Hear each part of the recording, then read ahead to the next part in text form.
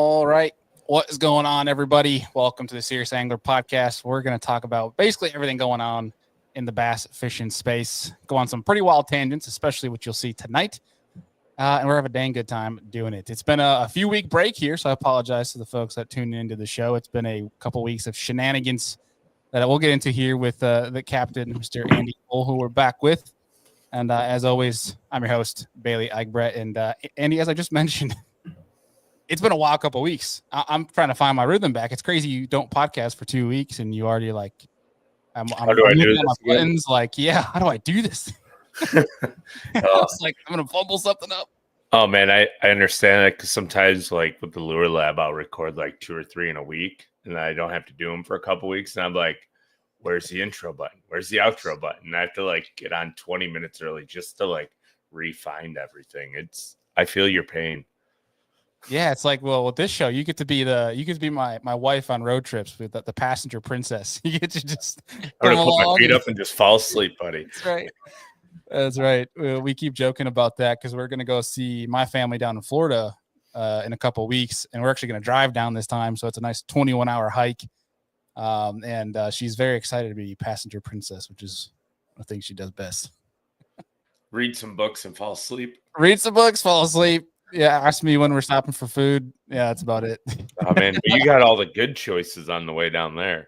Yeah, I got that Bojangles. We got that Zaxby's. I mean, I'm talking about good Southern food, but we actually have some Southerners on that can really talk to it. We got our boys Wyatt, Frankens, and Shaine Campbell over from the Juice podcast, otherwise known as the Kings of Teen Tournaments in Texas right now, and we're gonna dive into a whole bunch of stuff here with them, and then.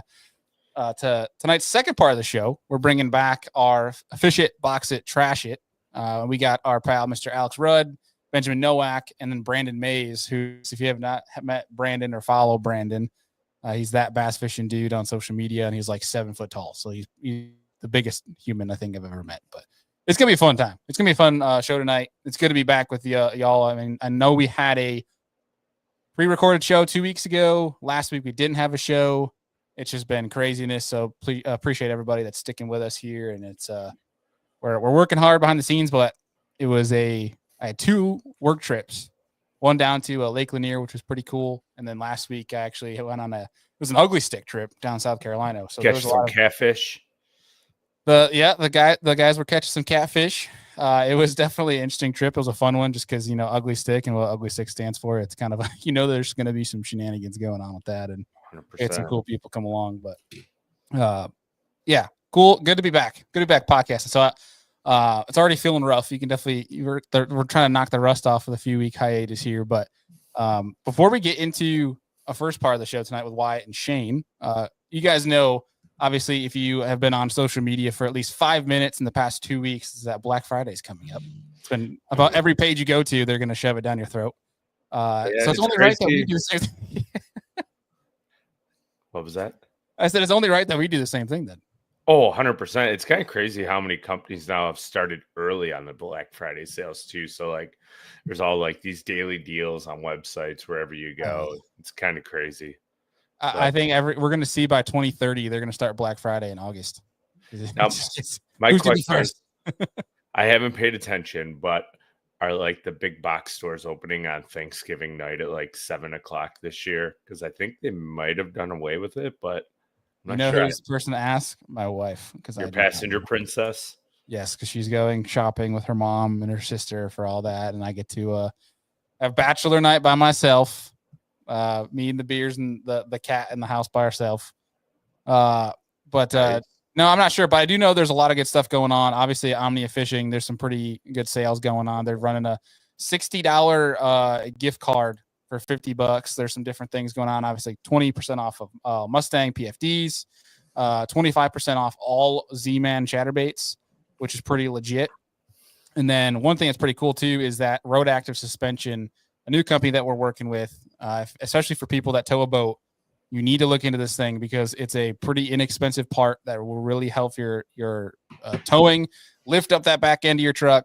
And they're doing a pretty hefty discount as well. And all of that's down below where you guys can go check the links out and head over there and save on that. The last thing I want to say, and we're going to get these boys on here, is I don't know if we've ever called out, Andy, the we've always talked about how cool Omnia Pro is.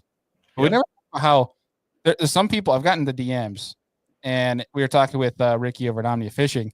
Some people think they can't use discount codes when they're a pro member because they're already saving that much as a pro member. They're like, oh, I'm Stack already them getting up. back. Well, you can actually be a pro member and get the 10% rewards on every order and also use our code on top of that. So you're saving 10% off the total and you're also still getting 10% back in rewards. Yeah.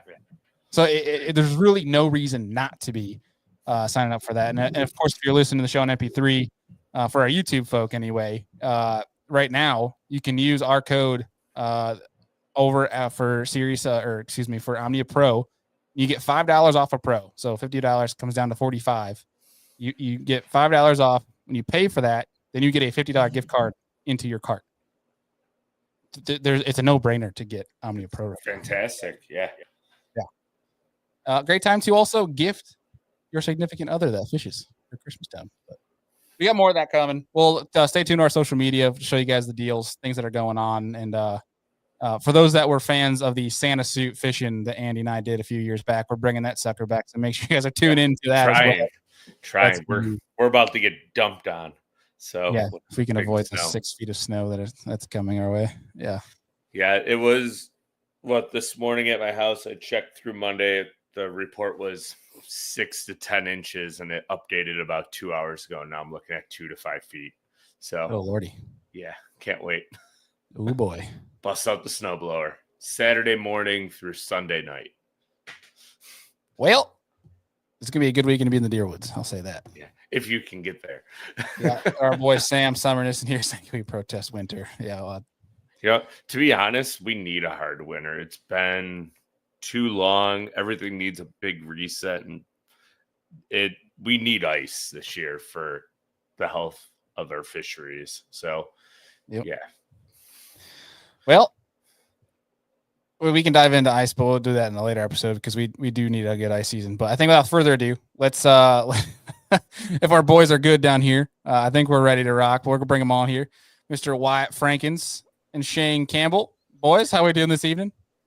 Man, did you see me scrambling on the backstage trying to get my camera going again? I was like, I seen you both doing it. Yeah, I was like, are these guys good to go? I'll be shocked if mine doesn't go out middle of this. But every time I log back in, it fixes it. So just bear with us. And say we have 2 Wyatts in the queue. So one. Oh, he's gone. Yeah, we got to get Elon on the horn so he can fix all that stuff for you. Wyatt. Yeah, man, step up to Starlink. Man, I'm on Starlink. Well, I'm telling Starlink you, needs step to it up. step up. You need fast. Oh, that's your boy. Anyway, That's our appreciate boy you having us Elon. on. Yeah. I want to say it was 4 or 5 months ago, maybe longer that we first had you boys on. And since then, you guys have basically taken the boot to these tournament trails down in Texas. Sounds like you guys have had quite the 2024.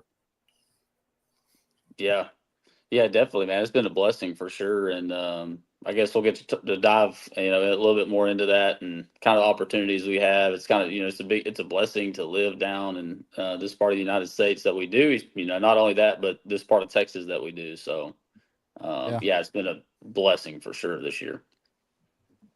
I think Now, it's so glitchy.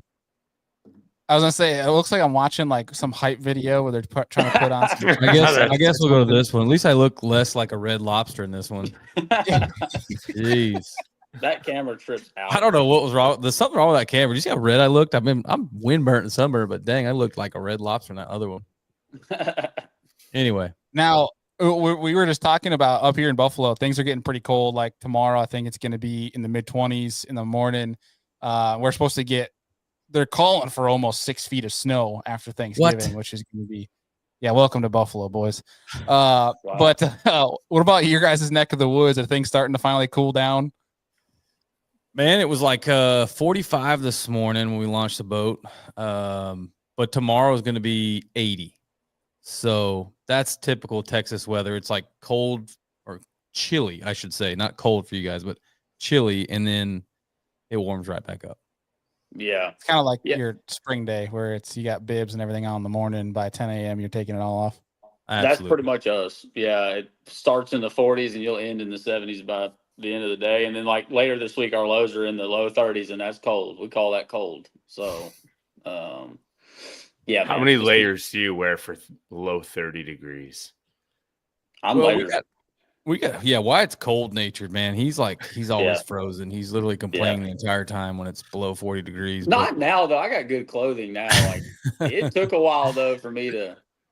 I don't know. It's different. It's like a wet cold here comparable to a dry cold. Like, because I've been up north in snow and stuff. It's just not the same. I don't know. It's just different. Yep. No, you nailed it, dude. I mean, I've told people before, the coldest I've ever been in my entire life has been low 40s and raining in Tennessee. And I've been up here when it's below zero. And that is the coldest I've ever been in my entire life. Yeah. It can get miserable. Yeah.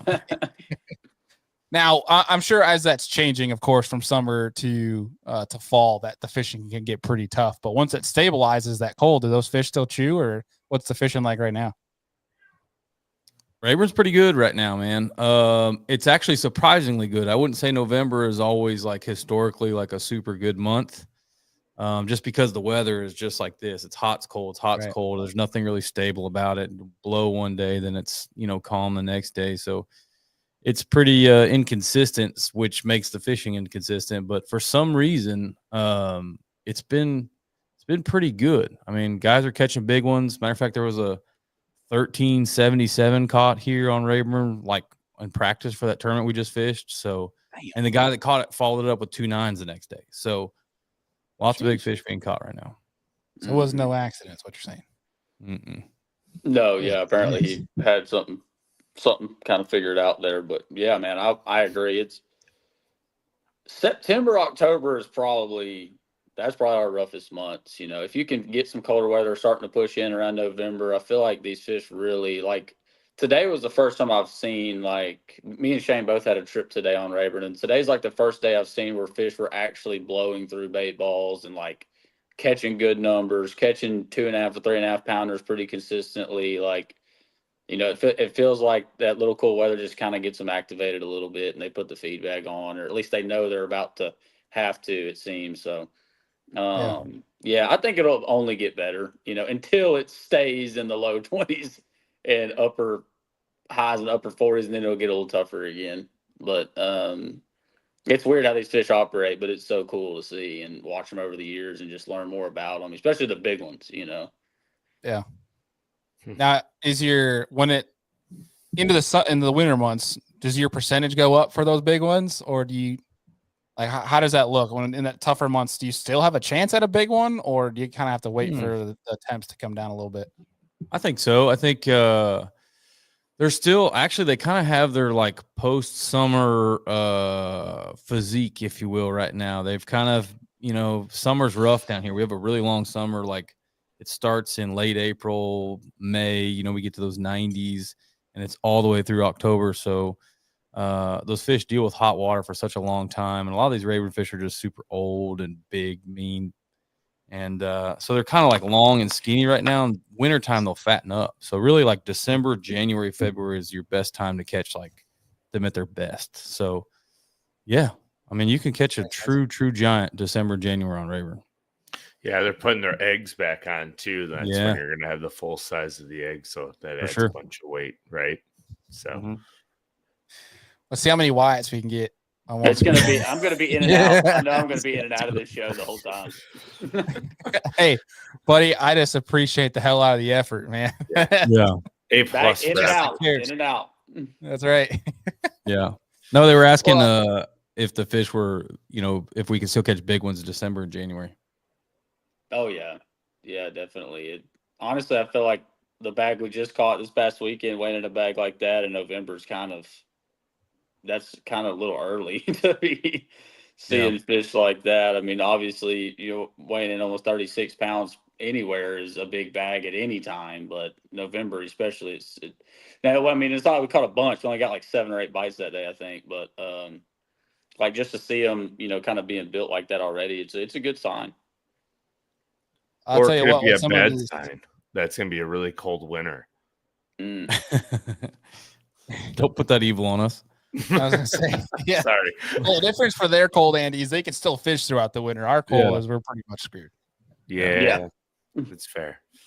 But hey, I'll say some of our boys here in the Northeast have been giving that bag a run for its money, but with smallmouth. I've been seeing a lot of 34, 35-pound smallmouth bags being dropped right now. Yeah, but one of my clients fished with Zach Gutermont today, and they had a 34-pound bag with 3 7s.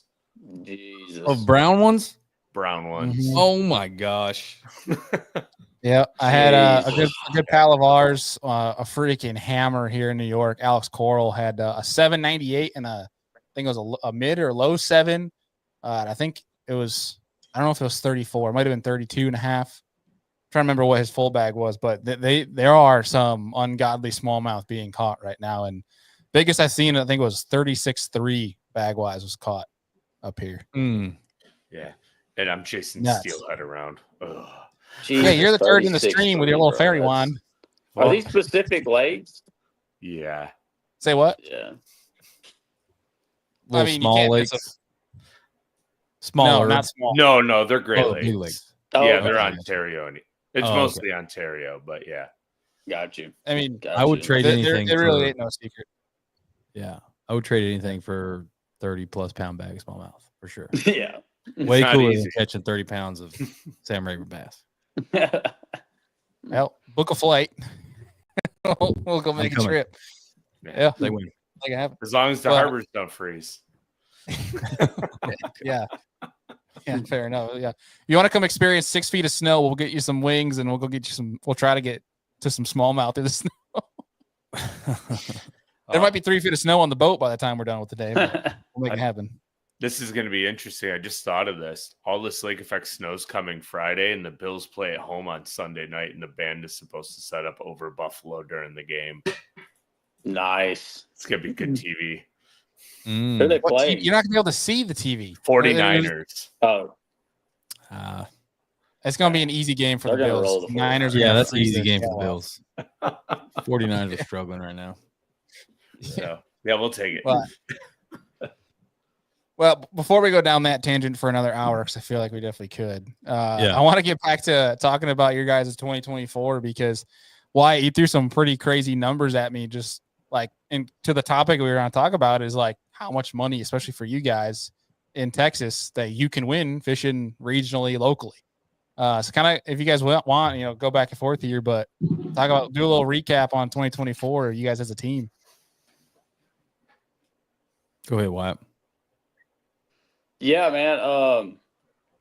Obviously, it was an incredible season for us, not just financially wise, but what we were able to accomplish, like weight wise, weighing the biggest bag of our lives this year at 39.5 pounds in an event. So that was just like a really big accomplishment for us, and like what we worked so hard to try to do, and the money's great and fine, but me and Shaine joke with each other from time to time about how like we just feel like we want to push each other and compete against ourselves almost, and just try to catch bags like that. And that was an incredible day. So for one, that's figuring these big ones out and learn how they operate and stuff. That's really what drives us, I think, and drive it for sure. Me, and I know Shaine as well. So there's that aspect of it, and of course the financial side of it is pretty cool too, because as a team this year, putting pen to paper, we're floating right around the $170,000 mark as a team. So obviously truly incredible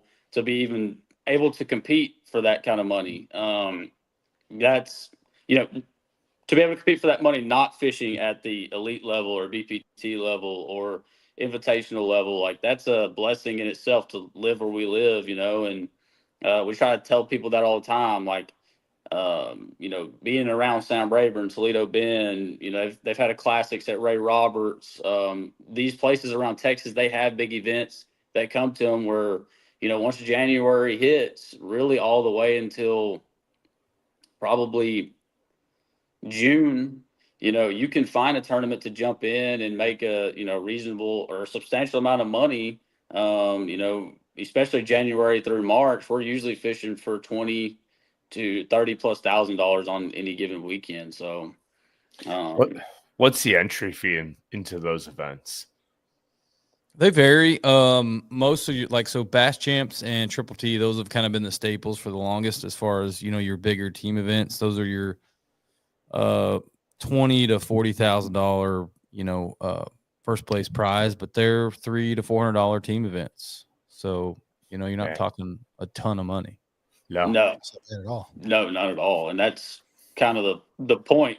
Like, that's kind of like to be able to pay $300 to $500 a team and have the chance to win that kind of money. When you look at costs, especially splitting it between your partner, me and Shaine, we do like to take 2 boats to these events so we can break down water more efficiently and in a timely manner. But, once you split costs for Airbnb and entry fee, dude, you're looking at literally decimal points comparable to an Elite Series entry fee and cost or BPT entry fee and cost. It's not even in the same ballpark. Now, we did have a series this year, the Brandon Belt Fishing Team Series. Now, that was $1,000 a team because you were fishing for bigger money. Sadly, they're not going to be around going forward, but that was the bulk.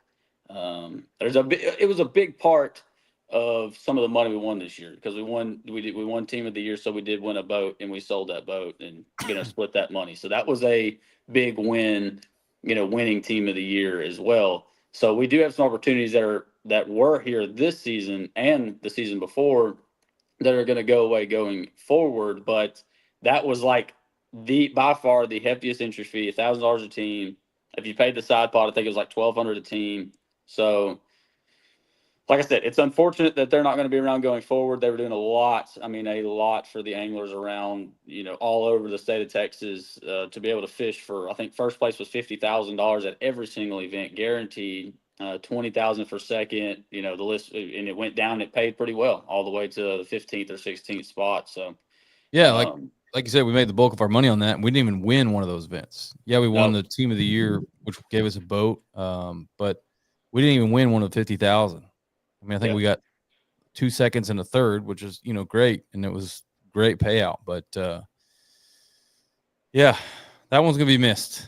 Oh yeah, I'm gonna miss that one. I'm gonna miss the opportunity. So the championship for Brandon Belt Fishing was $100,000 to first place, and we were actually in the lead in that event for the first 2 days that Toledo been and lost it on the final day. So, there was a big shot at a couple times this year to make even more money. But like I said, Brandon Belt Fishing was a huge part of that. Unfortunately, they're going away going forward. But even with them not in the picture, we have a lot of opportunities around here, fishing team events and solo events, from Toyota Series to ABA Top 150s to ABAs to BFLs, Outlaw Outdoors. There's a trail called TTO. I mean, the list goes on. Where at any given weekend you can pop one for $8,000+ and for very little cost. So it's a blessing, and I think people have caught on to it. There's some anglers that do fish higher levels that are starting to see the paper trail there. Like, hey, if we do get time away from an Elite Series event, or if we do get time away from the BPT, or hey, I'm not going to go fish this trail because I can fish this other one and still be able to fish regionally. There's decisions like that being made by very good anglers right now. So it's we're fortunate. We're fortunate in that aspect for sure. So when you guys look at your calendars for the year, how many team tournaments are you guys fishing a season?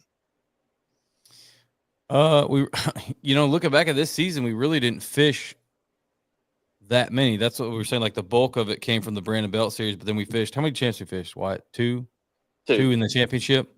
But then, like, we missed out on all the Triple T's, which is another great trail.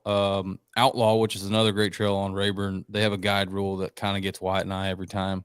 It's like a 14-day guide rule, so we got to be cautious of that. But next year, I think the schedule is going to be a little busier because of the missing the Brandon Belt, where we could really lean in for more money, invest more time for more money. But I think it'll become more of a quantity game. So Triple T, Bass Champs, and then I think we're eyeballing the TTO a little bit as well. So nice. Now I want to backtrack a little bit when you're talking about how you guys bring both your boats from like a practice standpoint.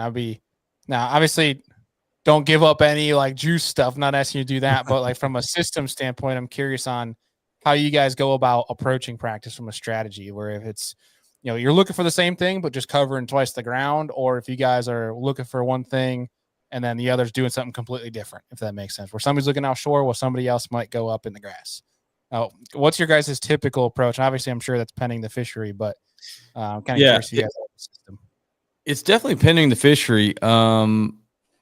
Trust. I think the biggest thing I could say in this question is trust. Like, we trust each other so much to, like, if he calls me, we probably talk to each other during practice 12 times a day. Every hour, every half hour, we're calling each other like, hey, I figured this out. So I wouldn't even say like we necessarily have like a set strategy. Obviously, we want to kind of divide the lake up if we have a sense of like, all right, hey, they're going to be offshore. Like, we need to, you look at this arm, I'm going to look at this arm. We're pretty sure this is the deal.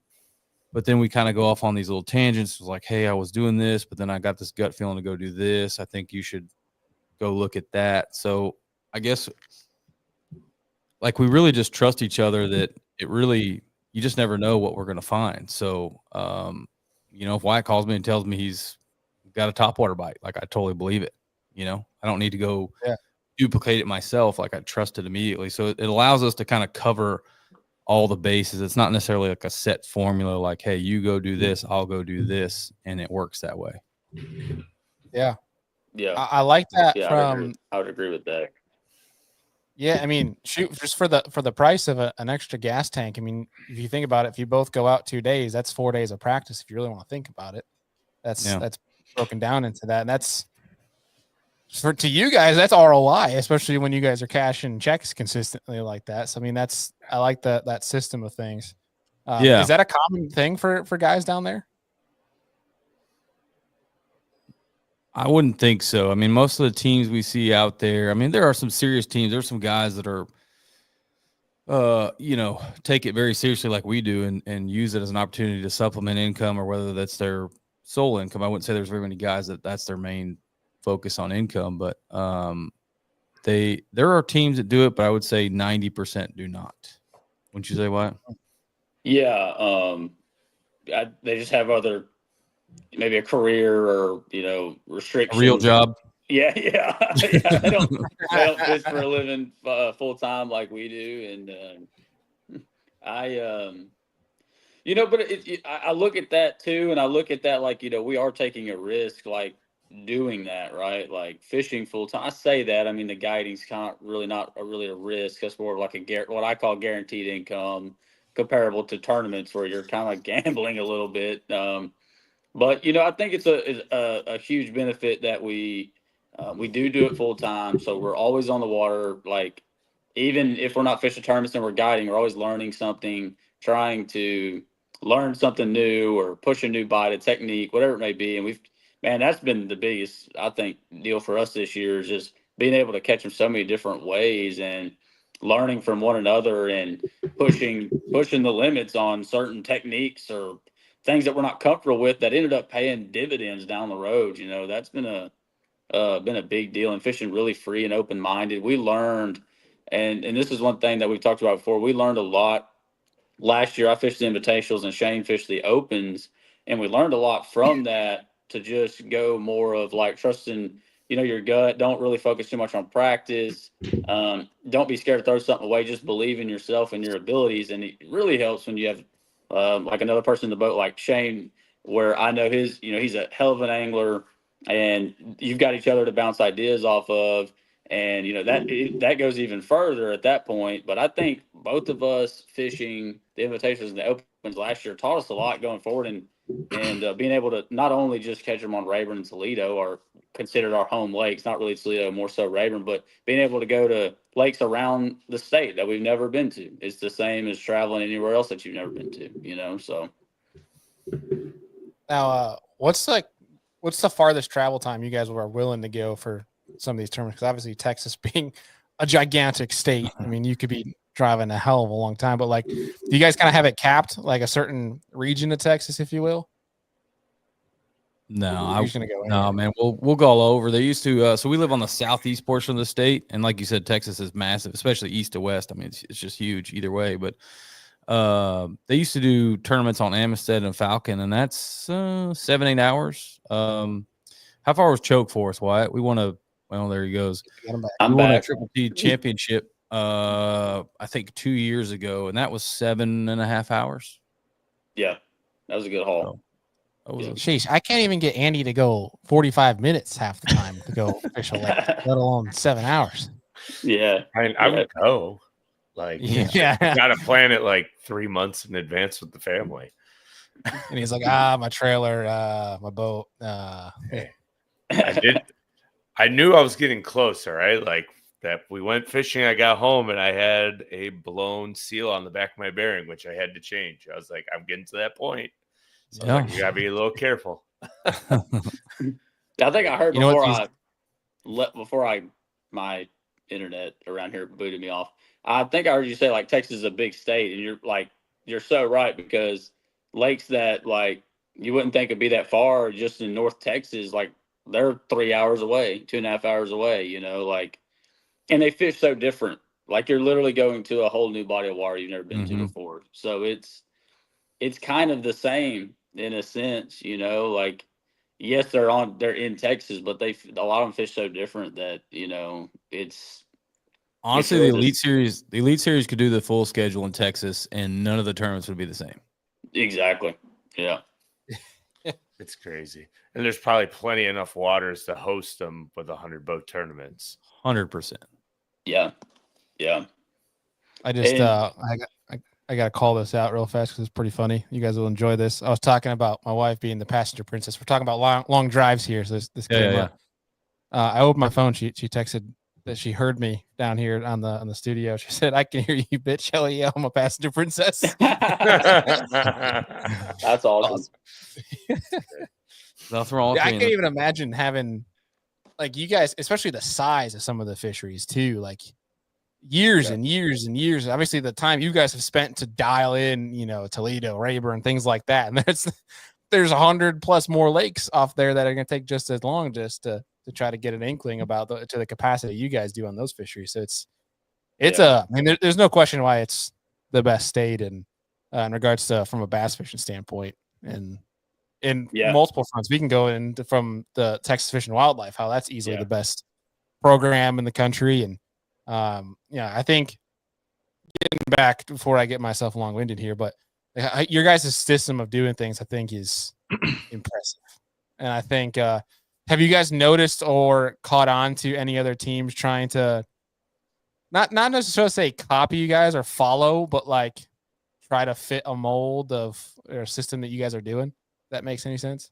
Well, like Wyatt said, there's some guys that fish at the upper level that have kind of caught notice of the Brandon Belt series, which is no longer going to be a thing, and had reached out to us about fishing them. But we actually have some friends that saw kind of what we did, and they're both very talented anglers. We don't need to name names here, but you know who you are and you're listening. And they're like, well, hey, if they can do it, we can do it. And we just say, come on. Come on, man. Come on down. So you're saying is these trails are going to get even more competitive now? Yeah, Texas has always been super competitive, man. There's a long list of very, very talented anglers that have come out of the state of Texas and will continue to come out of the state. And that's why we're always like, man, anytime we can knock out a good finish or a win, we're like, we accomplished something. It almost feels like winning a elite series or something big, because we know the caliber of anglers that we fish against, every weekend. But I don't know that everybody's going to take our formula and just say, hey, let's go ahead and spend twice as much on fuel and bring both boats and trucks, and because we're going to win.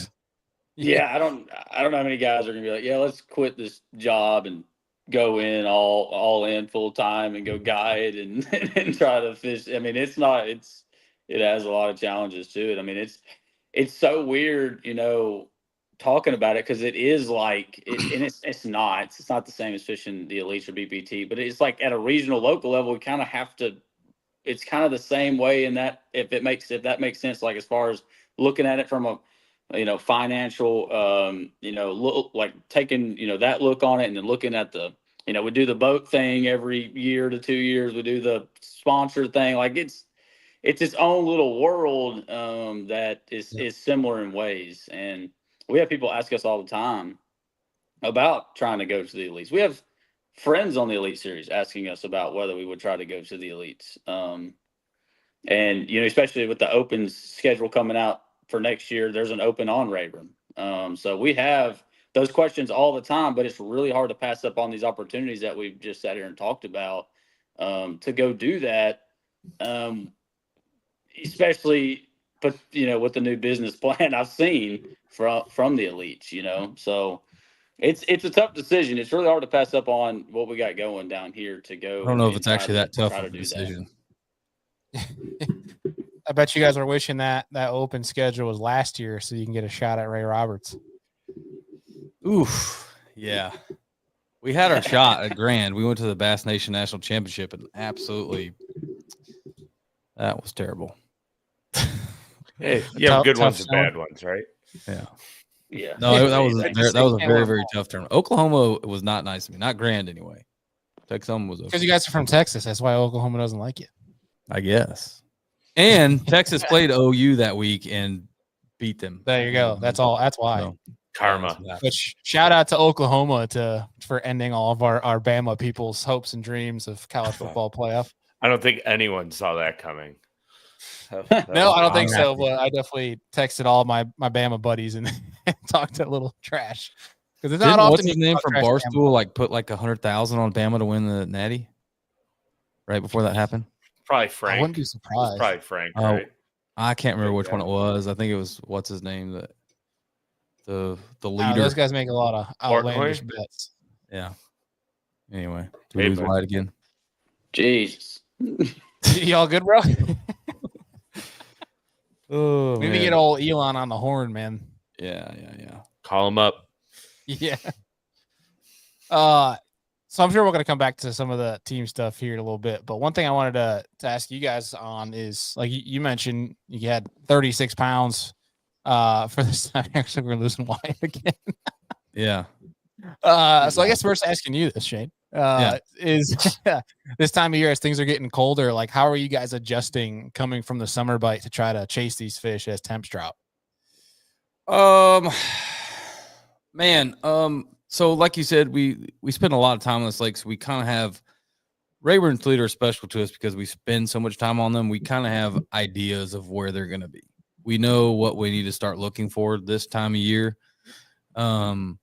And so I'll just kind of walk you through. So a couple weeks ago, there was the Bahio Bass Tournament came down here, and Wyatt wasn't going to be able to fish it. And I was like, well, it's something to do, something to supplement income with. It's not the greatest payout, but Wyatt couldn't fish. I was like, well, I'll just fish it solo. And I kind of ran some stuff that is probably, honestly, and this might be giving away too much, maybe a little early.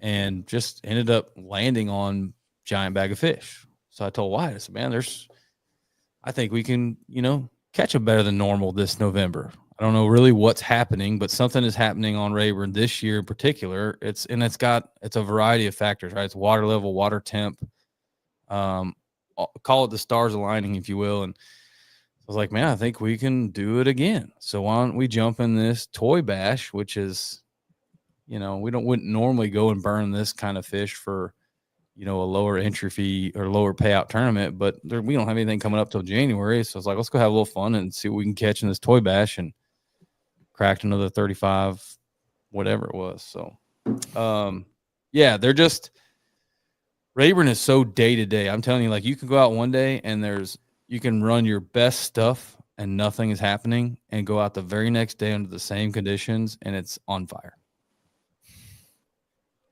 Why do you think that is? What's your best guess at the reasoning for that? Oh, Wyatt is struggling, man. We need this. I know. I need Wyatt for this one. We need to take a shot every time he comes out of here. You guys are giving me tough questions now that Wyatt's off. Man, I don't really know. I don't think we give these fish enough credit for just how smart they are. I don't know if it's feeding windows. I don't know if. All right, I might go off on some wild tangents here, but I don't know if there are some big bass have feeding windows. Theory here. Maybe they don't feed every day, right? Maybe a big bass just doesn't feed every day, right? Maybe that day they're not feeding, and the next day is their feed window. And because typically you'll see just like all of a sudden you go to weigh in, you'll think like, man, that was like kind of easy to catch a big one, and everybody's got a big one, right? And so I'm not saying that every bass on Rayburn fires at the same time, but there's something that happens, and if I knew what it was, you'd call me by an acronym instead of my name. You know what I'm saying? Like KVD. So, yeah, that's fair. Maybe Wyatt, he's got the answer and he won't share it, but yeah, can you hear us, Wyatt? Wyatt's gone. He's struggling. He gone. Man, I can hear y'all, but it's breaking up on me so bad.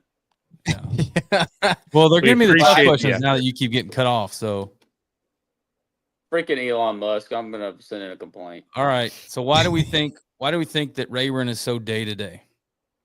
Why will the big ones bite one day and not the next day? Oh boy. And everybody. He said, "I'm not giving that answer." What do you guys think about that theory? I think there's a lot of validity to it, man. I mean, you always hear about that with how some of the bigger fish, the bigger they are, the lazier they are in certain cases, right? Especially this time of year when it gets cold, where there's some days they'll be just laying on that stump and not giving a damn what comes by it. I mean, especially up here, we've noticed when things get cold, you can see some bigger fish and you could drag a jig across the front of their forehead and they won't care. Now, I think it could be days like that where, like you mentioned, maybe it's just a small drop in pressure that makes them fire. I don't know what exactly that may be, but I definitely could see that where it's like if they get their feedback on Gizzard Chad the one day, they might, it's like us the day after Thanksgiving. We probably won't be eating our round of leftovers till maybe dinner time the next day. You know what I'm saying? Where it's, I think that could be it. Where they're stuffed. Yeah, I don't know what it is that triggers it to happen, but yeah, there are days. Bailey, this is where we need a Barden hotline that we could just call into Barden and have them answer the question. Right? I could Bluetooth Wyatt in. It works enough. Yeah. All I'll say to that, Andy, is 2025 people. Yeah, something new to look forward to. That's awesome. We so as you guys know, we do a little podcast ourselves that we'd never do on a regular basis, but it's a hard thing to do, man. It is. Props to you guys. Can't give up the juice every week. Yeah. I'm looking for I can't even. Oh, there we go. So, long story short, we did this episode with Hayden Marbut and Banks Shaw. Yeah. Those guys. Hayden just won a pile. Yeah. So we did this episode, and like their service was so spotty, it was so bad, and I was like, we felt terrible because we wasted their time, but we ended up not posting it. And we told them, like, guys, we're sorry. Like, that was just, nobody's going to, as good as the episode was, nobody's going to fight their way through. It was exactly like Wyatt. It was like in and out, in and out, in and out. And we're like, well, we'll just have to redo it. Let me get him on the phone. Well, thankfully, his audio wasn't bad. He doesn't even answer. He's actually back. Did he just ignore me? He did. He blocked it. He's straight to voicemail. Still sucks. Yes, that still sucks. Do you want me to Bluetooth you in, Wyatt? Yeah. What's wrong? That was a yes. Tom said somebody put the Jeopardy theme song. Yo. Can you hear us, Wyatt? Not, dude. It's so weird when I'm backstage. I can hear and see y'all perfectly. Then I enter the studio and it just goes all haywire. Well, can you hear us right now? I hear you. Can you hear us? Can you hear us? I don't think you can hear us. Barely. No? Need me to pull out Just my a little bit. Just a little bit. I can hear him. Okay, he says he can hear you. All right. Sweet. That's We're perfect. roll with this. That's better. Yeah. They were asking, and I gave them a theory. They were asking why Rayburn is so day to day. Because I told them that I said that Rayburn was day to day on sometimes big ones bite, sometimes they don't. And why do I think that is? Well, I think a couple of different reasons. One is pressure.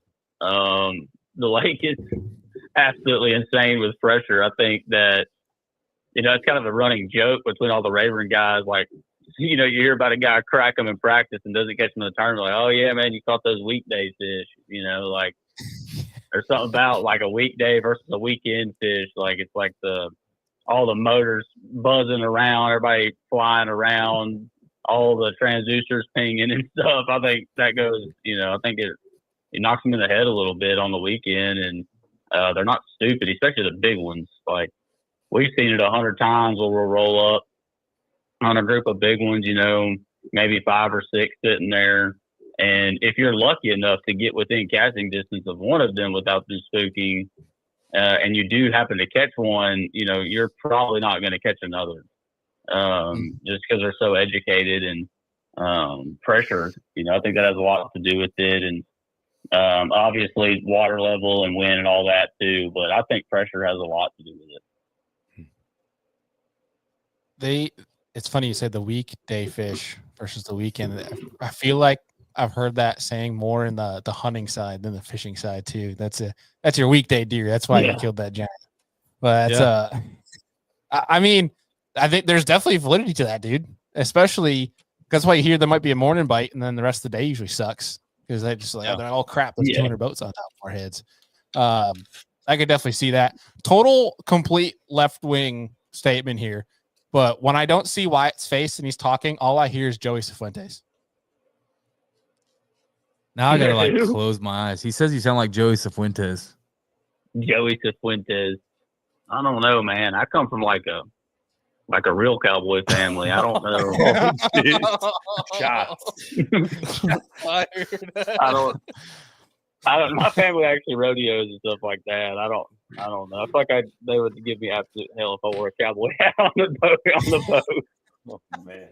Dang, man. No, not I don't know. Maybe he might be the best calf roper that I've ever met. I don't know. I'm just saying. Oh man, we should get you both on if we're at the Classic Expo. You'll never believe what Wyatt said about you, Joey. Yeah. We'll just clip this and play it for you guys when we're at the Classic. There you go. Yeah. All jokes aside, Joey Cifuentes is an absolute hammer. That's for sure. Yeah, here we go. You save a face. Oh yeah. Was it his rookie season that he won 2? Yeah. He won 2, almost won AOI, won Rookie of the Year, and Yeah. I'll go at it this year, but it'll be all right. So here's a question actually for you guys. So we talked about some of the bassin on that cold weather side, and we actually had a fan submission that wanted to ask you guys this. And it's kind of interesting because with Texas, you guys easily lead the charge, especially when we're talking about bass specifically. I mean, I throw crappie in there, but just in general, your Texas Fish and Wildlife does an incredible job of managing these fisheries. And, I was just leading the way for knowledge and the systems of how to do things. I guess from your guys' standpoint, I mean, you see a bunch of our states. I mean, Andy and I are one of them in New York. We complain about our state wildlife agency. But from your guys' perspective, what are some conservation efforts you would like to see either improved or brought to your state that you might have seen elsewhere, if anything? Ooh, I might have to think about, I wish there was smallmouth, but that's more of a habitat thing. No, wait, that's a tough one. It could be nothing. I mean, Texas does a great job. Yeah, it was an interesting question I was supposed to you guys. I can't think of anything because I don't know. Like the one thing would be, I think that a lot of guys around the Rayburn area and just in the state of Texas in general would be questions about the guys out there spraying stuff. But me and Shaine have actually had. Did we talk about that with the guys that came off from the Corps? Yeah, that was Corps guys. Oh, that's not Parks and Wildlife because it's a Corps lake. So they spray giant salvinias and invasive aquatic vegetation that chokes out everything else. So they spray, and the murmurs. Everybody at the boat ramp like, oh, they're spraying again. They're killing all the hydrilla, which all the hydrilla is currently dead on Rayburn, if you're wondering. Yes. We did have Mr. Reese on from the Corps, and he said, they said it doesn't kill any hydrilla, but that'd probably be one complaint, but that's not Parks and Wildlife. You know what I wouldn't mind seeing here, and this might open up a whole can of worms, but so like Fork is a slot lake. tournament bass fishing, and I noticed in some other states, like you go to, they'll have a certain imposed slot, but they'll give you like a slip that says if you have this in your boat, you're kind of, because you're keeping the fish alive and to later be released. So they give you an exemption for the slot. I wouldn't mind seeing more lakes have an imposed slot if they could do that exemption. Yeah. Yeah, I can see that helping. It's really hard to say really much against Texas Parks and Wildlife because like our share lunker program is absolutely unreal, and I think I don't know. I think at least we're probably already seeing benefits of it, but down the road with the amount of 13 plus pounders that are starting to be submitted to that program and them, actually, hatching, great genetics, and giving those, eggs at least or the young fry a better chance in being released into our lakes and then being able to release. If you do catch a 13 plus pounder and it does go to the program, you do get to go back and release that fish at the body of water you caught it as well. So like that program in itself, I think is going to go a really long ways in the future, especially because right now, and it's not a secret, because of the introduction of live scope, there is more 13 plus pounders being caught in our state than ever before. So I don't know. I think that down the road is going to be a really big thing for us. I don't know how much further down the road, but I think at some point, like you're going to see some really stupid fish growing in the state, which you already are, from OHIV and other places like that. But that's a great program that I really admire. And I don't know if they do that in other states or not. But that's a really cool thing that Texas does. I know it's trying to be replicated. It's just I think the difficulty is, and I'm going to try to put this in the best terms I can because our pal, the fisheries biologist, Stephen Barden is the perfect person to talk about this. But to my knowledge is states are trying to do it. They just don't have yet the foundation of what Texas has to implement it and do it efficiently, if that makes sense. Yeah. I know there's a lot of states that have the desire to do it. I know that's for certain, which is good, right? Because we need to have the willingness to even do it, to even start it. But I'd hope I say 2030 that we could add on 10 to 15 more states. Some of your big ones that like the Bama, Florida, Georgia, Tennessee, some of your really rich angler states. I mean, rich in density, not rich in money, but I guess that works too. Of these programs, I would hope to see that. I think we'd all see a big benefit out of it. But yeah, no. And quick, Shaine, you mentioned fork. One thing would be cool, I think, if you guys want to get him on the juice, is we had Jake Norman on with Stephen Barton, who is the fisheries biologist in charge of Lake Fork. Oh, really? Wow. Yeah. Cool. We had him on. And one of the cool things he mentioned, which we were just talking about the spray and grass thing that I really appreciated and loved and applauded his team for, was like they some of the pad fields, if they needed any of that, if it was getting too thick, too rich, too widespread, instead of spraying any of that, their team literally goes in and manually by hand yanks them out.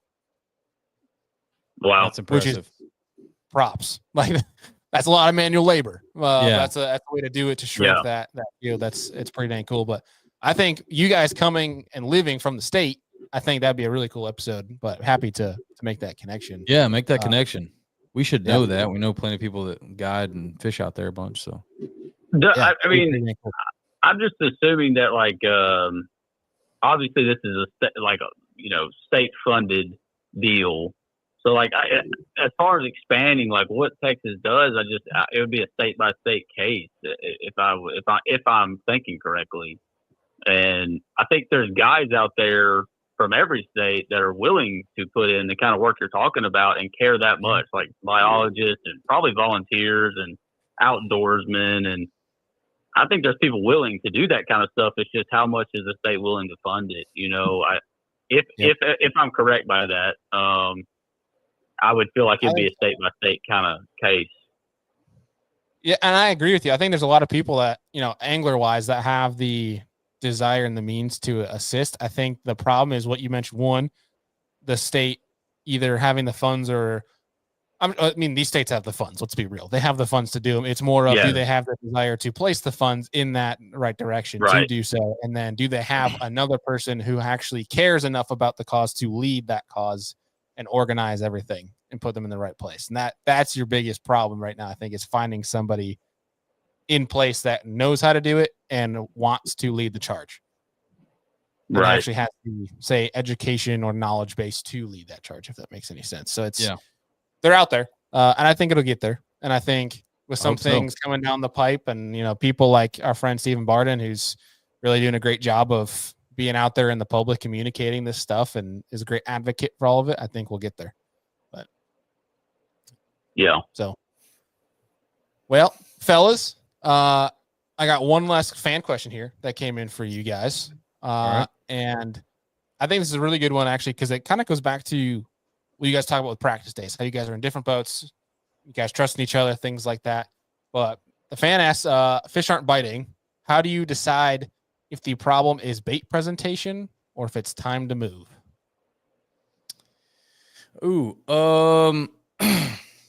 I think I try to simplify the bait presentation. I think time to move crosses our mind a lot faster, a lot sooner than bait presentation does. I mean, obviously we all run through like a arsenal or kind of an arrangement of baits that we have kind of an idea what we want to throw. But I try not to overthink the bait presentation. I think as anglers, that is probably the number one flaw in most anglers, amateur level. I mean, over complicating things, color, like green flake, blue flake, red flake. Really, I don't think any of that matters in my personal opinion. I don't think it matters. But, so I think I tend to lean more on it's time to go somewhere else. Once we've ran through our rotation of what we feel like we need to present, I'm not going to overcomplicate what we've done. Wyatt? Yeah. There's certain times where it gets so tough and it's just like, hey man, we've done all we can do, bro. You know what I mean? We've done all we can do. We've been in the lead in major events for $50,000 or been right there near the lead, and we've weighed in 9 pounds the next day. We didn't make those right decisions. That's just fishing, of course. But I think Shaine's right. I think we are a lot quicker to pull the cord and or pull the plug and make an adjustment. But I've already mentioned before, I think fishing invitationals for a year and Shaine fishing for the opens, when you're in that kind of size field, like in those events, and there's been pressure from, great anglers all through the week and stuff, on tournament day, you're going to have to make those kind of moves at some point. At some point, the bite's probably going to get tough. And I think that taught us a lot, for one. But for two, it's no secret, right? Live scope does help with that in certain situations. If you can see how those fish are acting, their fish behavior to a certain technique, you might try a few different things as far as techniques and baits goes. But after that, like Shaine said, we've probably already got most of that rigged up. Got a kind of an idea of what we want to try to, what kind of presentation we want to try to give them. But after that, it's just sticking and moving, man, fishing the conditions, fishing the day. And like I said, I really think that goes back to, us having that experience last year. And I can't tell you how many times this season we were in those binds. Our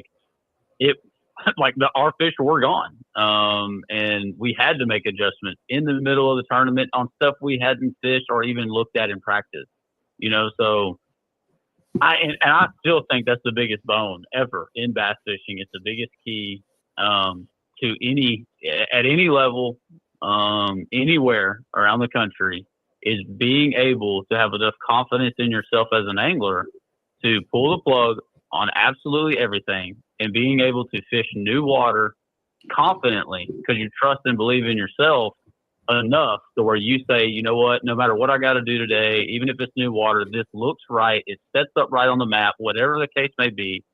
I can't tell you how many times we did that this year and it worked. And you hear that from so many of these guys, that, you see them hit their strides, and you see like Dakota Ebear or Colby Miller. And we've had these guys on the podcast and talked about this. And I think the biggest thing that I've seen and the most consistent thing I've seen is just like, hey, man, like, don't get too dialed in. Be willing to throw it out and do something new. And I still think to this day it's the biggest bone in bass fishing. And we've seen it 100 times this year ourselves. So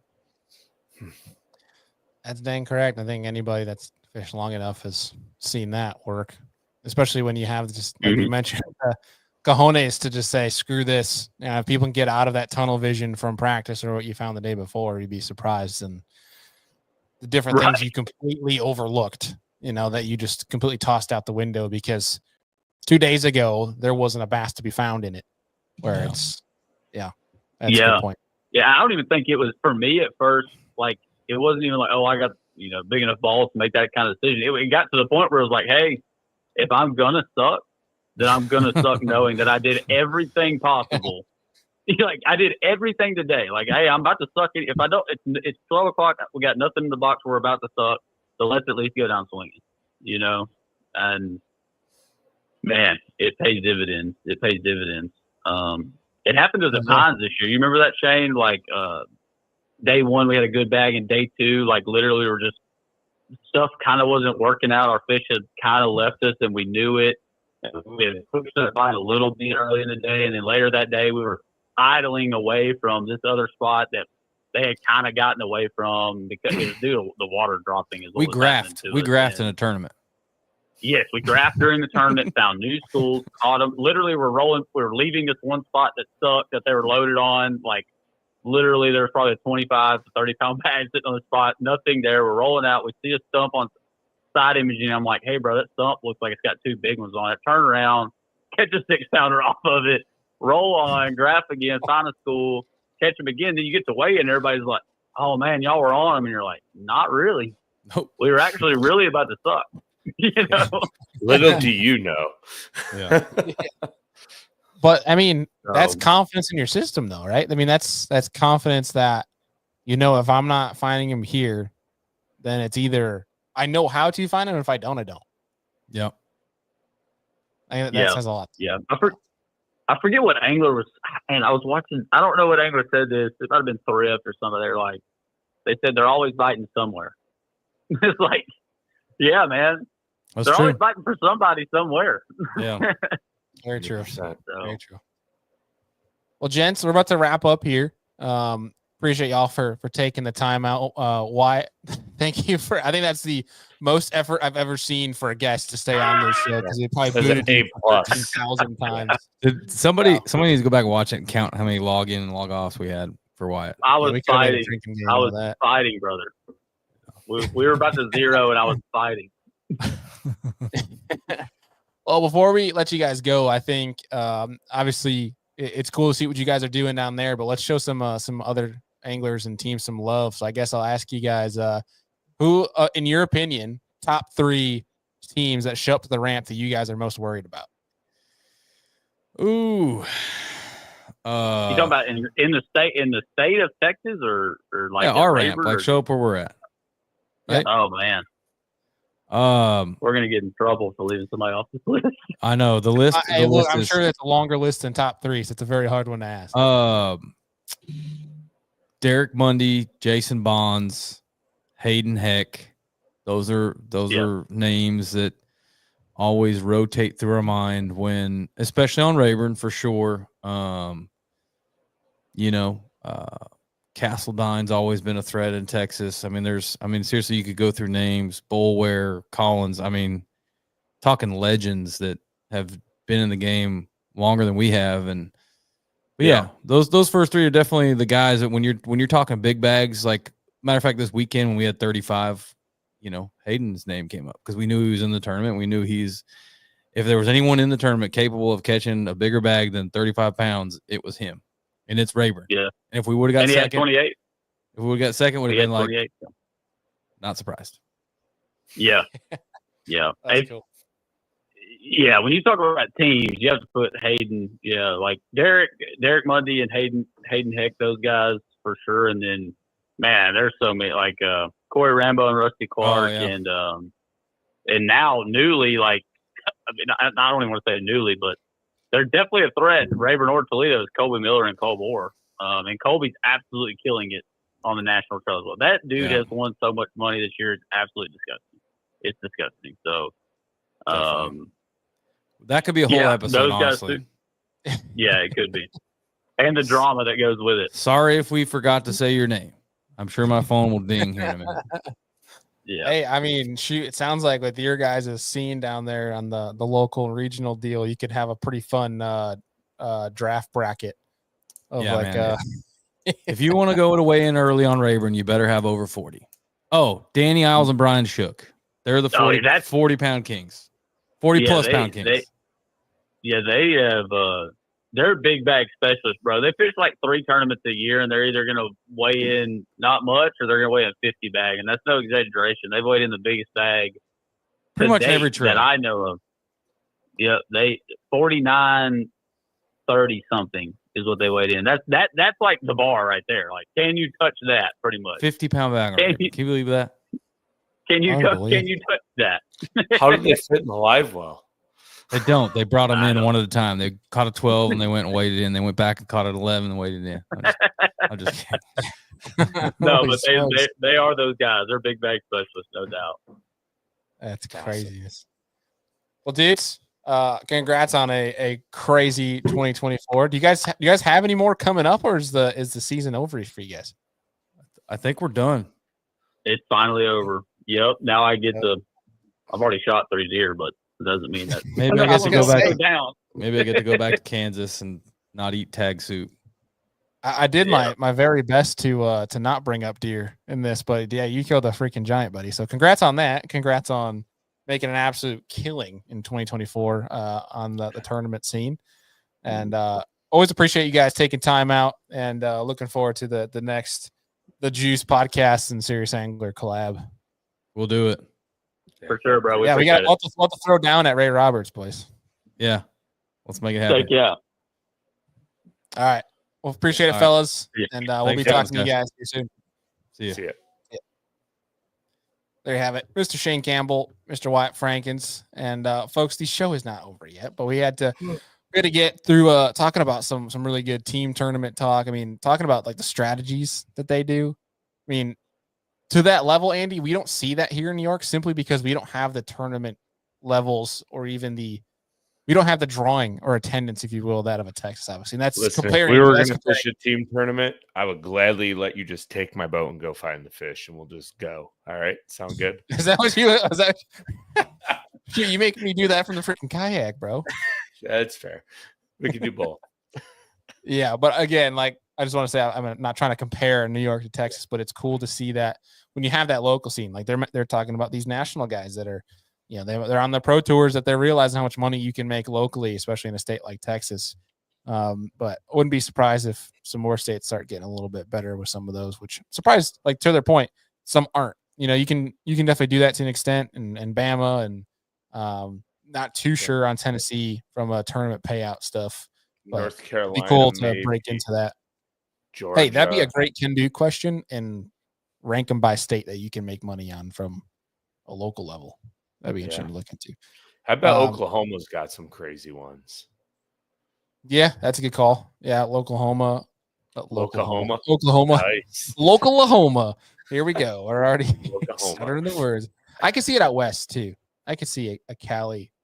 They got some decent sized tournaments, but either way. Great show with those boys. Appreciate them. Looking forward to getting them back on the show. Have to do on our classic gauntlet that we're running in 2025. We'll have to hop in, get them in on the show as well, because we're gonna have a bunch of stuff going down there.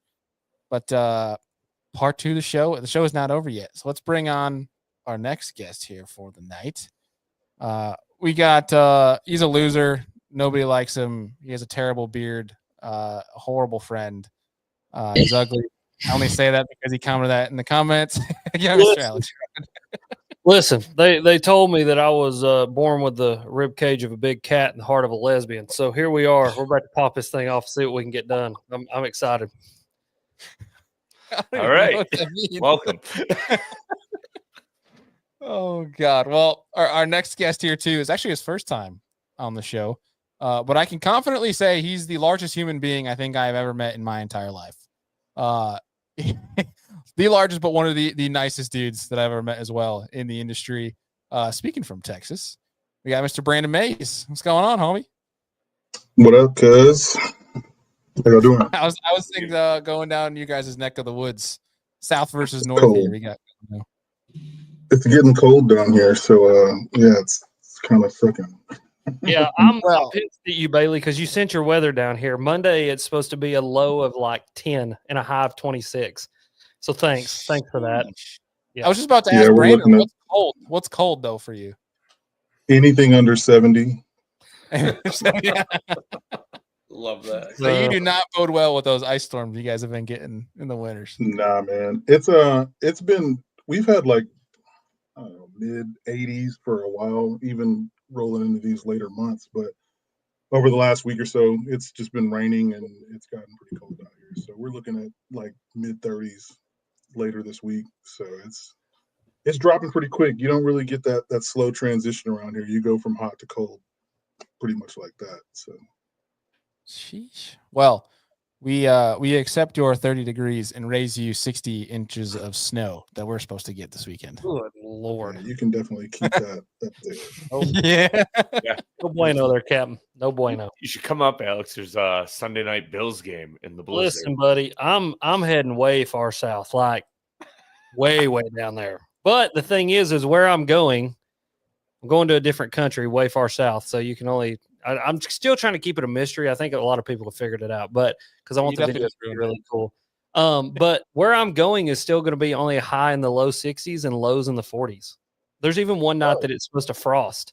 Yeah, which is weird. So you're gonna really smoke them then? I hope so. I think it's gonna be fun. I think so too. I mean, the fishing report that I told you today, each boat averaged over 200 fish, and their biggest ones were anywhere from 7 to 11 pounds. So, yeah, it's gonna be silly. He's talking about Antarctica, people. He's going that far. I thought he was going to Chile. I would love to do that. Mexico. Yeah, Mexico. I'm going to. I'm gonna call you out on this crap. No, it's Mexico. Yeah, but no, I do want to do the Chile thing, Chile and Patagonia, and do the Golden Dorado. Like, do that. That's like the bucket list. Like, that's the one when anybody asks me, like, what's your bucket list fish? It's a Golden Dorado. Yeah. Mm-hmm. On top water. Oh yeah. Like on a whopper plopper down below one of those dams. Oh yeah. Yeah. Oh yeah. The tail race where it's like class 5 rapids and you're in a dinghy boat. Yeah. Mm-hmm. Yeah. If I'm going to do something, I want it to be like really dangerous and be a lifelong memory. That's what I want. Oh, so you chose Mexico. Well, you found out that we got to fish another lake instead of the original lake because the original lake, the cartel members like pretty much warned them and said, "Hey, we got some stuff going on this week, so you can't fish down there." Like literally. Oh, like, you were serious? I was just joking. I'm serious going to Mexico. Yeah. I thought you were going to the Amazon. I was just joking. I'm really going to Mexico. Yeah, no, I'm really going to Mexico, and really the cartel like apparently just told them, "Hey, listen, like not this week on this lake. You can go to the other one, but not this week on this lake." And they were like, "Okay, sounds good." It's like the relationship they have with them. I don't know. I'm just it's better to get a warning than not to.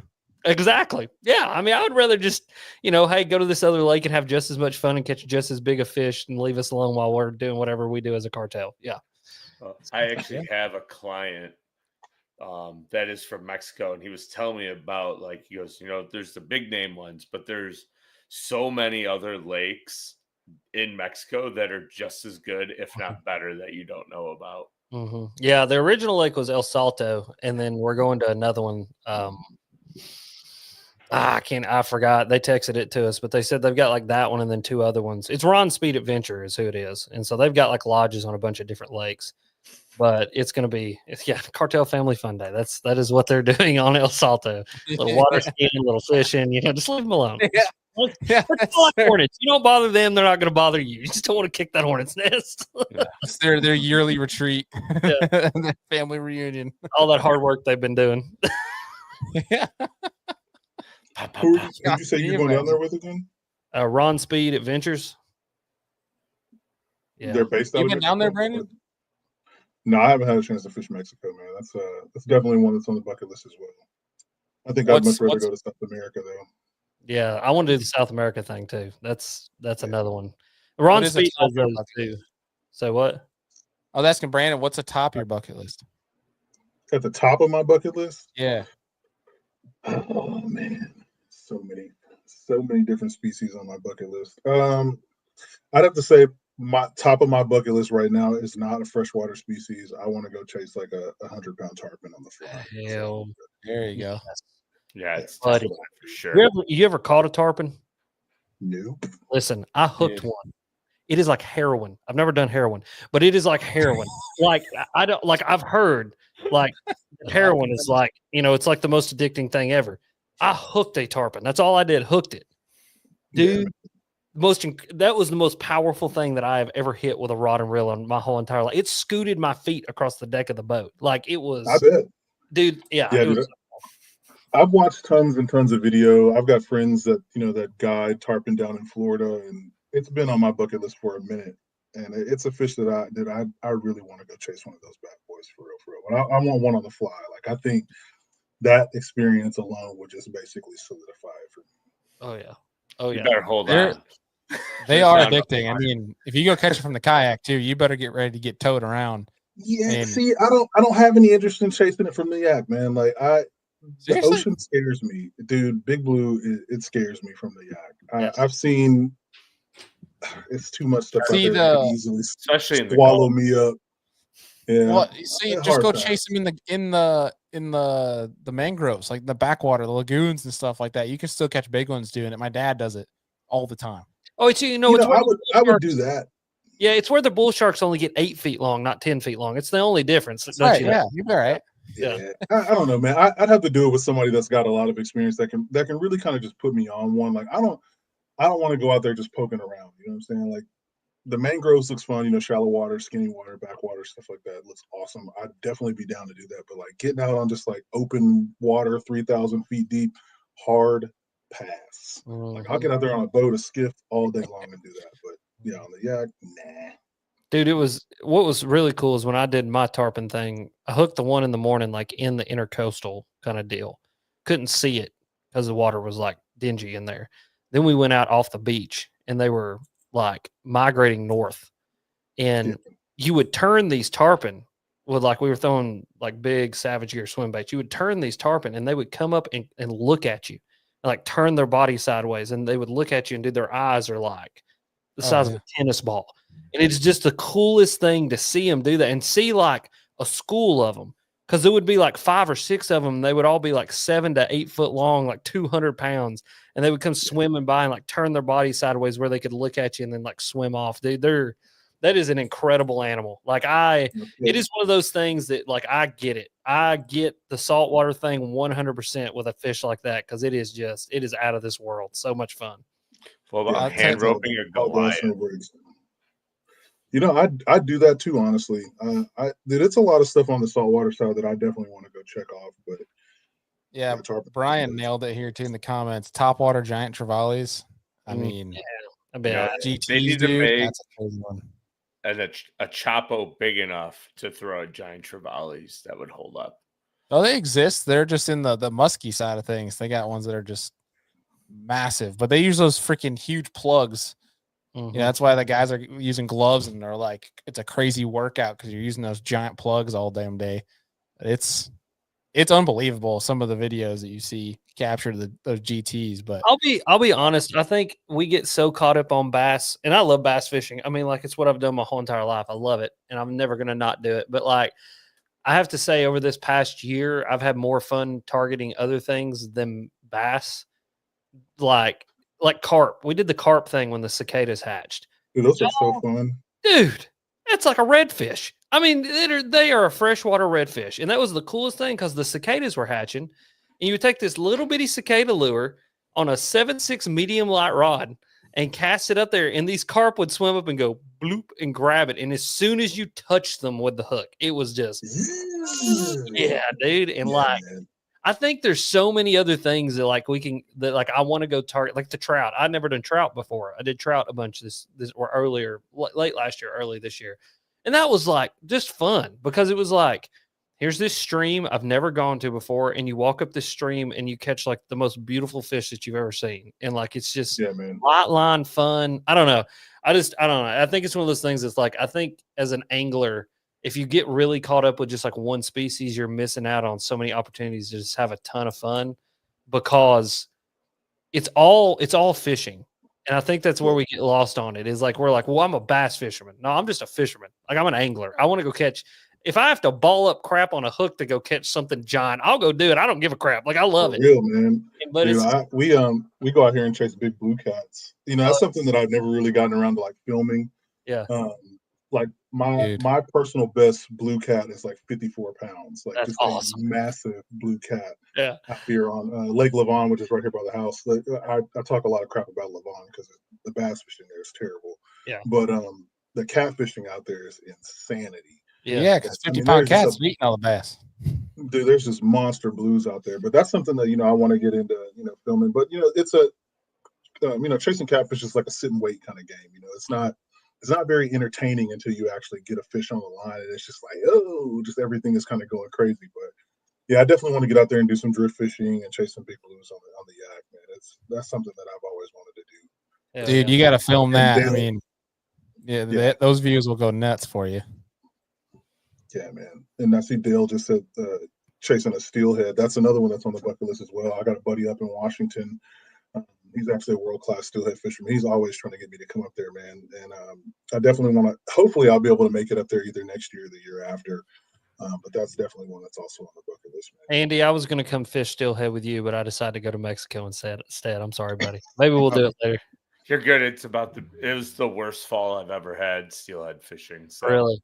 Yeah, we've had no water. It's been terrible. Now it's going to freeze. So where are you out of? I'm in Buffalo. Oh, okay.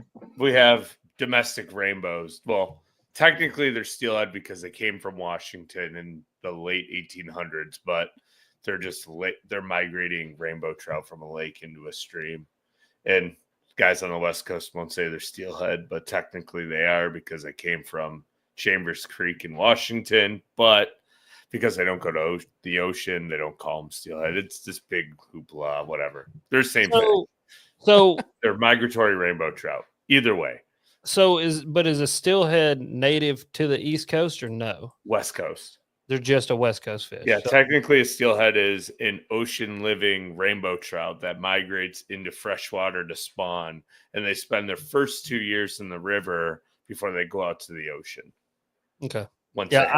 We're not going to go down that rabbit hole because we will, but I literally was having a discussion earlier about like trout in particular, how weird people are about trout, even though rainbow trout are not native to anywhere in America unless you're west of the Rockies, and then brown trout come from Europe. They're not even native species at all. Like it's just the weirdest thing. And we're like so weird about trout, and it's like they don't even belong here.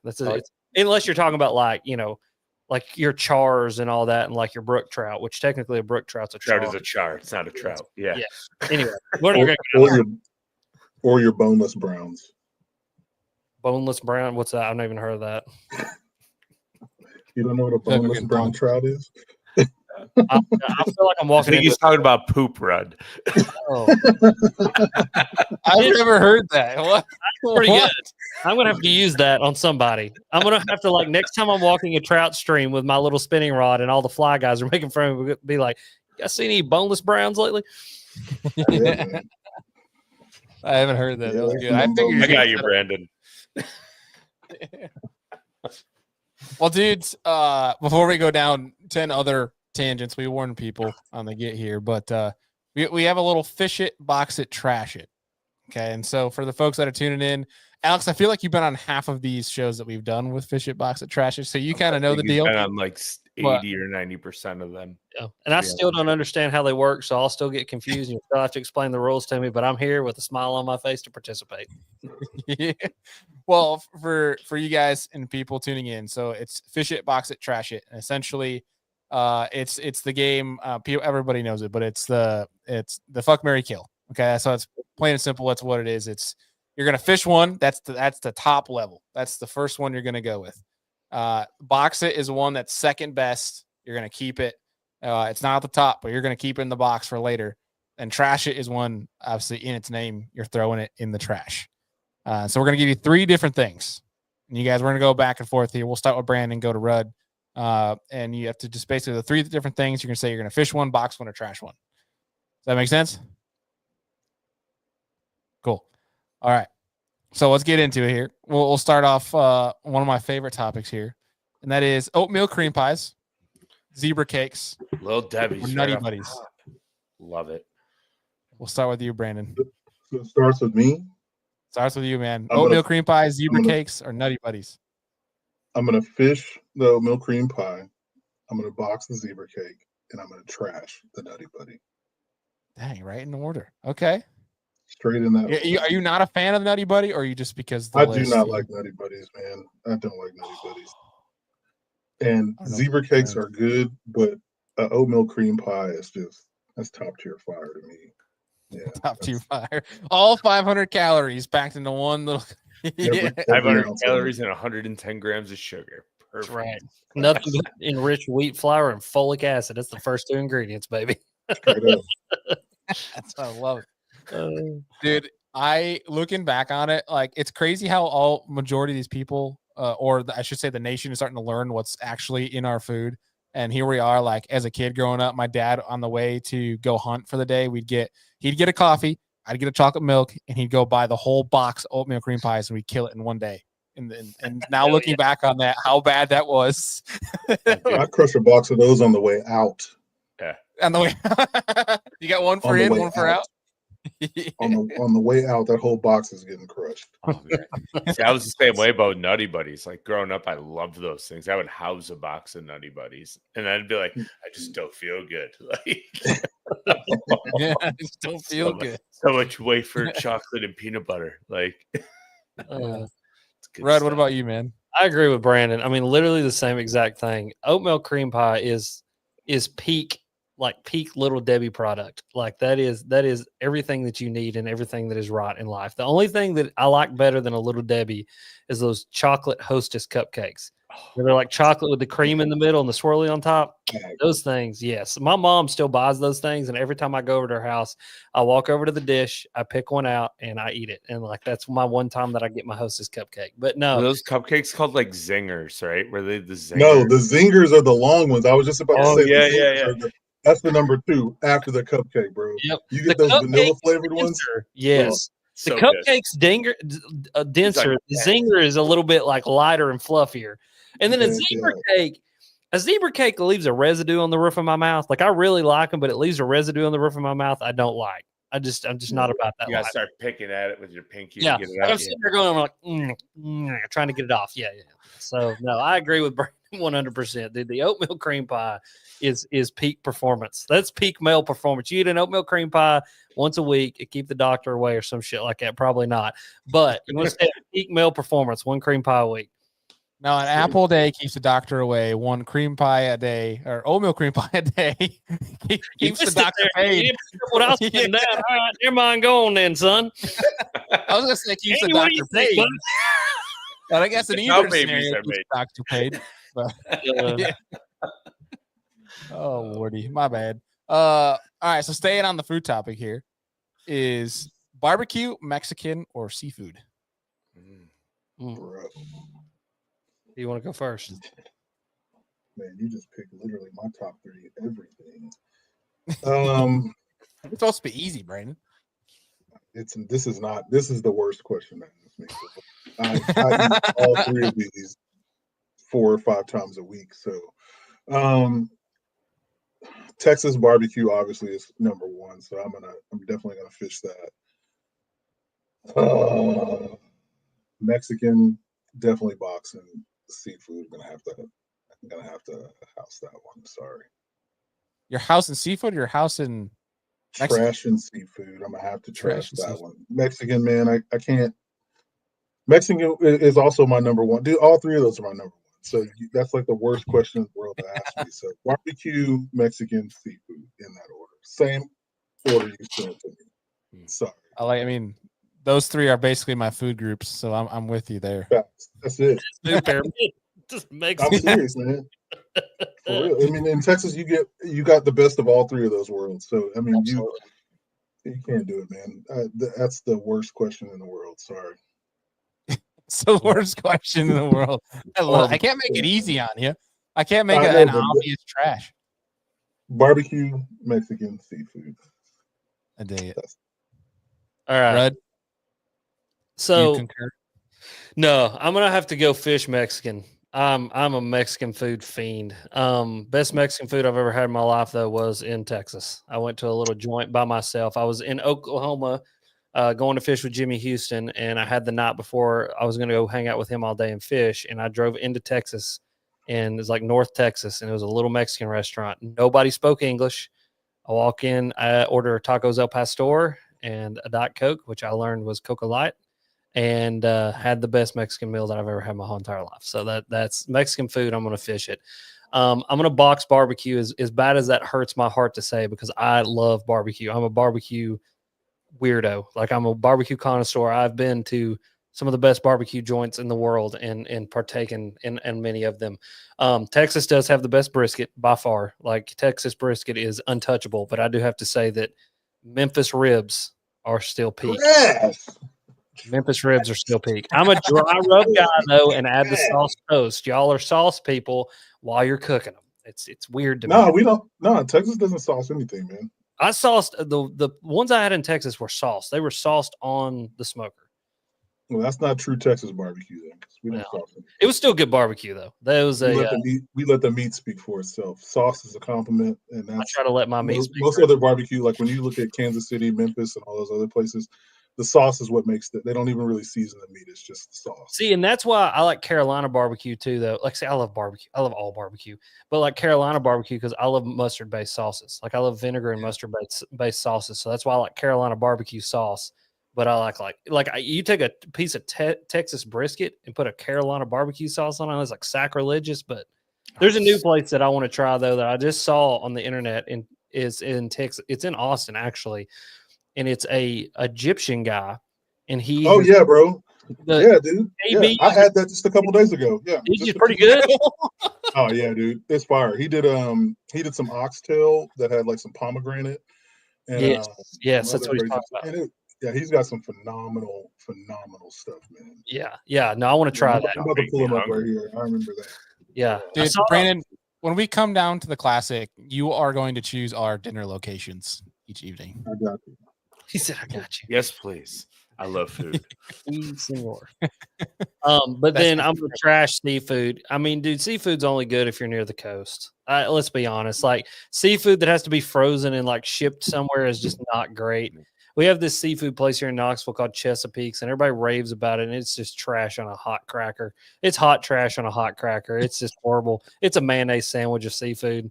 But then you go like down to the coast and just like ball out on seafood. So I got to trash seafood unless I'm unless I can smell salt water. I'm trashing seafood, period, across the board. I hear you there.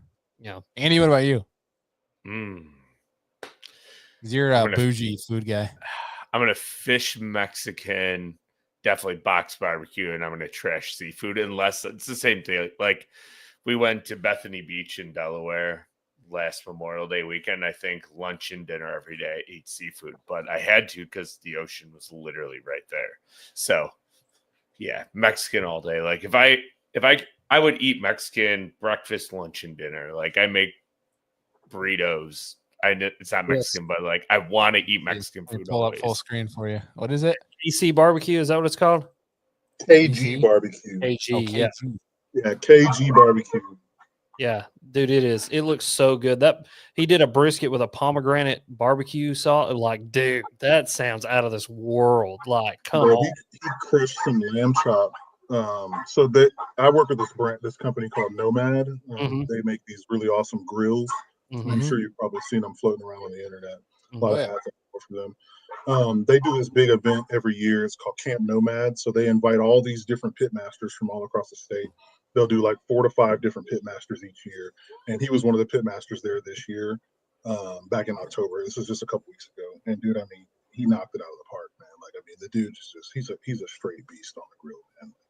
Insane. He did these lamb chops that were just He did the oxtail, and then he did some tri-tip and some other stuff. Dude, it was crazy. That sounds awesome. See, sounds cooking at that level, I feel like is one of my life aspirations that I also know I'm never going to reach because I just don't think I have the time to put into it, or just I don't know. It seems so cool to think to try to cook like that, but I also just like don't have the energy to go and cook extravagant meals. Like I want it quick. I have no patience. I love cooking. I love to cook. I'm actually smoking a turkey breast and smoking macaroni and cheese tomorrow for Thanksgiving. Like I love to cook. It's fun, dude. There's something about the process. Like the process of like knowing that you took a bunch of stuff and you put it together and you made something. You're like hell yeah. It's like that man. It's like when you get done mowing your yard and you just stand there and you're like, hell yeah, I just did that. I did that. Hell yeah. Especially when you're smoking like a piece of meat too. Like you just get some just like a brisket. I did a brisket one time. Like, put it on at night, get up in the middle of the night, check it, wrap it. I did the whole thing.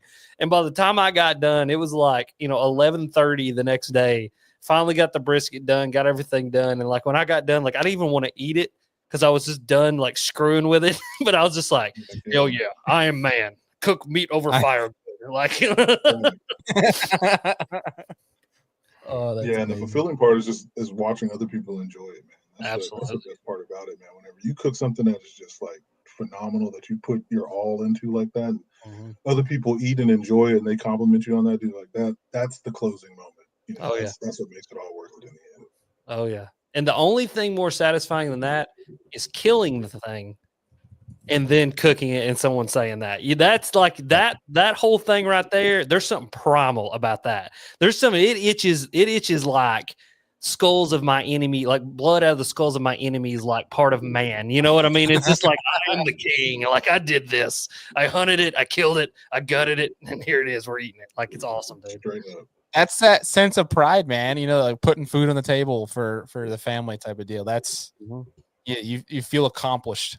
I feel like at that level, it's Bailey, you would be accomplished if you didn't suck at fishing suck at hunting, and you don't suck at fishing, you do suck at hunting, and you kind of suck at fishing, but you do suck at hunting. And if you would like learn the rules of public land, and when people point rifles at you, don't you just hit the ground and let them shoot over your head? Isn't that what you do, Bailey? I mean, duh, you dumbass. Somebody's been reading my Facebook comments. Dude, there was one, I was scrolling TikTok, and your TikTok popped up right before we started, and the one dude was like, well, if he pointed his gun at you, then he was trying to take a shot. I'm like, literally, first of all, that like defies every rule of gun safety. So that's just not even right. And I was like, second of all, it's like, and you were like, somebody was like, there's a few bad apples. And I'm sitting there thinking, no, one bad apple with a gun and he blows your head off and then it's all over. So like, no, that's probably not good either. But yeah, dude, those comments have been out of bounds. Those have been just Facebook's like the worst. It's all these old boomers that essentially, Brandon, to give you a long story short, I'm not sure if you saw it, but I put out a thing. Basically, I was on public land. I was still hunting and stalking a pretty good sized buck. It was a giant, and I was sitting on it. It was bedded down, laying away from me. I literally had no shot at vitals besides maybe spine, which is in my eyes from that angle, which wasn't an ethical shot. And the wind was perfect. Everything. I just had to wait for him to stand up, basically, and I would have had a perfect shot. But another hunter comes from the other way, busts it, which that's the only thing these people on Facebook heard was I was upset that another hunter busted my hunt, which sure bummed, but it's public land. It's going to happen. It's the problem when that hunter has a clear line of sight to me and raises their gun still, points it in my direction, still with the deer there, and they can obviously see me, and then starts running after the deer. That's the thing I have a problem with. I put that out there. They seem to not comprehend simple gun safety, which is a little scary when you think about some of that. Just call that guy Elmer Fudd, all right? Like, I think that's just the internet in general, man. People just see everything. They don't dig into anything. They don't try to validate anything. They just see it. That's legit. React, and they don't think anything other than that about it. It's really frustrating. Listen, I will say though, I would implore anybody to go read the comments on my video that I put out from where we went and helped the people in North Carolina, because they are awesome. There are people in there. They're like the reptiles that live in the center of the earth are trying to mine the lithium, and our lizard overlords are going to kill us all, dude. It's some of the greatest comments I've ever read. I'm talking the theories that these people have are Dude, I love a great conspiracy theory, man. Like, I'm not a conspiracy theorist by any means, but dude, I really, really love a good conspiracy theory. Like, hell yeah. the human brain and the way that it works absolutely intrigues me. Mm-hmm. Like flat Earth theory is the people that believe in that. It is completely the coolest thing in the world to me, because a lot of times some of the stuff that they say and the way that they think about these things and the way that they validate this stuff, sometimes it'll make you go, you know what? Damn. They might be right about that. But dude, I'm telling you, man, there are some really great conspiracy theories out there, man. Absolutely. And that stuff is insanely intriguing. I'm not a conspiracy theorist by any means, like I said, but dude, I love that stuff, man. It's really cool. I love Joe Rogan. His one of his jokes in his new comedy special was I used to think that vaccines were the greatest invention in human history and one of the greatest inventions of science. Now I don't think we put a man on the moon. And it's like, yeah, buddy, I'm right there with you, man. You're one of those people that believe in the moon? Oh, exactly, right? Yeah. So what is it? What do they say? It's a projection. Project Bluebeam. Yeah. That's the one that someone was in my comment section. Dude, no joke. There are comments in that comment section that are paragraphs long, not a paragraphs. Like this one dude wrote a literal. I checked it. I put it in a pages document. It was 1,200 words, is what he wrote in a comment. Yeah. That is absurd. Awesome. People have too much time on their hands. Literally. Yeah, no kidding. You know, it's like hackers, right? If they applied themselves to anything else, they'd probably do wonders. Mm-hmm. It might surprise you, actually. Yeah. I got something in the works for 2025. When talking about conspiracies, we'll have to get you guys on a show, and we can actually have a full 2 hours to talk about that. That'll be entertaining. Let it rip. Yeah. All right. Moving on to the next one. Yeah. You literally have a Sasquatch on. Okay. Always. Red. Okay, here's a tough one for you guys. We're talking fishing TV shows here. Bill Dance, Roland Martin, or Hank Parker?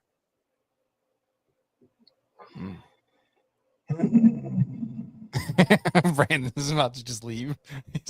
I hate you for doing these. I'm probably about to piss everybody off, so it's okay. Uh-oh. Do you want us to come back to you, Brandon? Go first, Rod. So you go first, Andy. You go first. We'll let the suspension hit for Reds. All right. I'm going to go Bill Dance just because I have tons of childhood memories of laughing whenever he would mess stuff up. So I'm going to fish Bill Dance. I'm going to box Hank Parker because I think he's the one out of the three that I probably want to fish with. And then I'm going to trash Roland Martin. I just never really got down with kissing fish when I was like 8 to 12 years old. That was a little You just weird. need to just cut out I'm trashing Roland Martin and then make that a short. Yeah, there we go. Brandon's whole thing about people won't even look into it. That's where that one will come into play, baby. Yeah. They'll burn it down. Yep. What do you got, Rudd? So I'm gonna fish Bill Dance because same as Andy, I laughed my ass off as a kid. I mean, it still as an adult, we'll pull up, Bill Dance. Yeah, just laugh. And that's the only thing I ever saw from Bill Dance was his bloopers. I actually never watched his fishing show. And then I never watched Hank Parker's fishing show or Roland Martin's fishing show as a kid. Dude, I must have had like screwed up cable or something. Because who was the other guy that y'all made fun of me for not knowing the other day? Oh, but that's a northern thing. The Lindners. That's a northern thing. Yeah, I had no idea who that was either. But like we had like Bill Dance came on, and then like there was the fishing with somebody. The dude, he was like from up north. He was from like Boston. Bay Winkleman? No, Bay Winkleman. He had a show too. No, he was from Boston. He had like a really thick accent, and he would be like, it's like, can you beat? I know who you're talking about. No, it's like Charlie something, right? Charlie Moore. Can you beat Charlie Moore? Charlie Moore. Yeah, so we had like Bill Dance. Can you beat Charlie Moore? And then it was like saltwater fishing stuff after that. And so like I never watched fishing TV as a kid because like it like didn't apply to me. And then like my like outdoor heroes, which are this is going to be funny, is like Steve Irwin.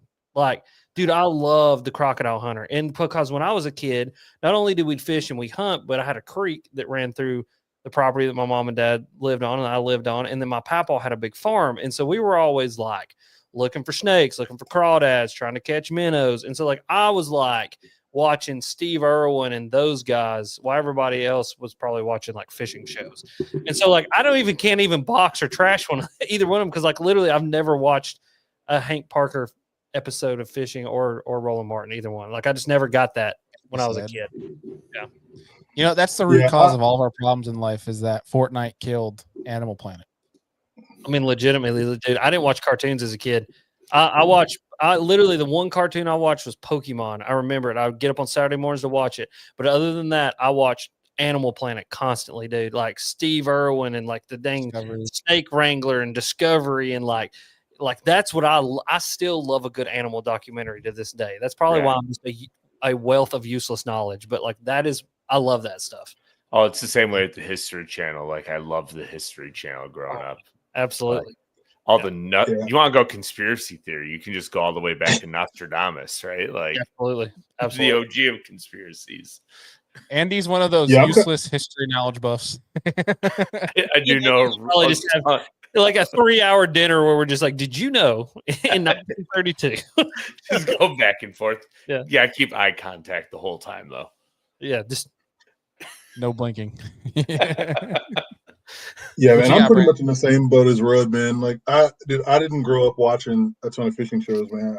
Bill Dance was pretty much it, and I grew up on Steve too, man. Like that's the Animal Planet, you know, the History Channel, National Geographic. Like that was me all day long. And Bailey watched the Thornberrys. If we weren't watching TV, like we were literally outside. We lived outside, so it's like. Yep. Yeah, man. So I'm in the same exact boat as him. Like I don't have one that I can box or trash, but it's definitely Fish Bill because Bill is funny, man. I mean, like, dude, you get to hang out with him. We go out there to ICAST and hang out in Florida. You know, he's always at the show and he's always nice to just run into and talk to. He's a character, man, and he's always added that entertainment value to the fishing industry, and that's what I grew up on. Outside of that, like nothing else, man. Absolutely, that's it, dude. It's crazy still seeing him and Hank like at ICAST every year, still working shows. That's nuts to me. But yeah, man. Yeah, I mean, all of them are great. Watched all of them growing up, but I'm gonna have to fish Hank Parker. I think for the pure fact that he dabbled a lot of fishing, but also some hunting mixed in there. And I was very fortunate to get in the boat with him. The first 5 minutes, my first cast in his boat, I caught a 3.5 pounder in Florida. Let's go. Oh, yeah. Did you see the Hank's awesome, tree stand? Yeah, that's why Hank's the best, man. Falls 35 feet on the ground from a tree stand, and nothing wrong with him. Dude, that's so scary. It's extremely scary, but that's why Hank's a legend, man. Ain't nothing. I think ladders might be like one of my ultimate fears in life. Just, I hate ladders. Yeah, I kind of get that. That is why another PSA to hunters, which is now it's just going to get clipped. I'm going to get hate on Facebook. Is wearing a harness. Wear a harness. Better safe than sorry. Wear a harness when you're in a tree stand. Wear orange when it's gun season, and wear your damn life jacket. Like that's it. And if somebody makes fun of you, simple. Yeah, flip them off. Tell them they're a loser. You get torn up on Facebook if you post that.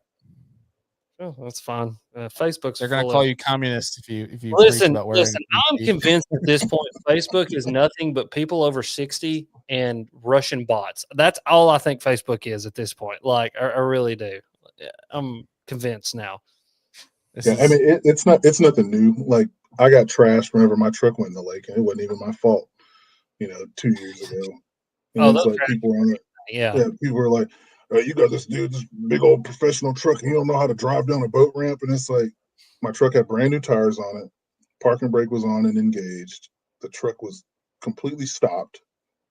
The boat ramp was just slick. It just slid down the ramp like a sled down a ski slope. The wheels didn't even turn. There was nothing I could do about it. Like I didn't push my truck in the lake, and I didn't drive it into the lake. It was a freak accident that didn't make any sense to me either.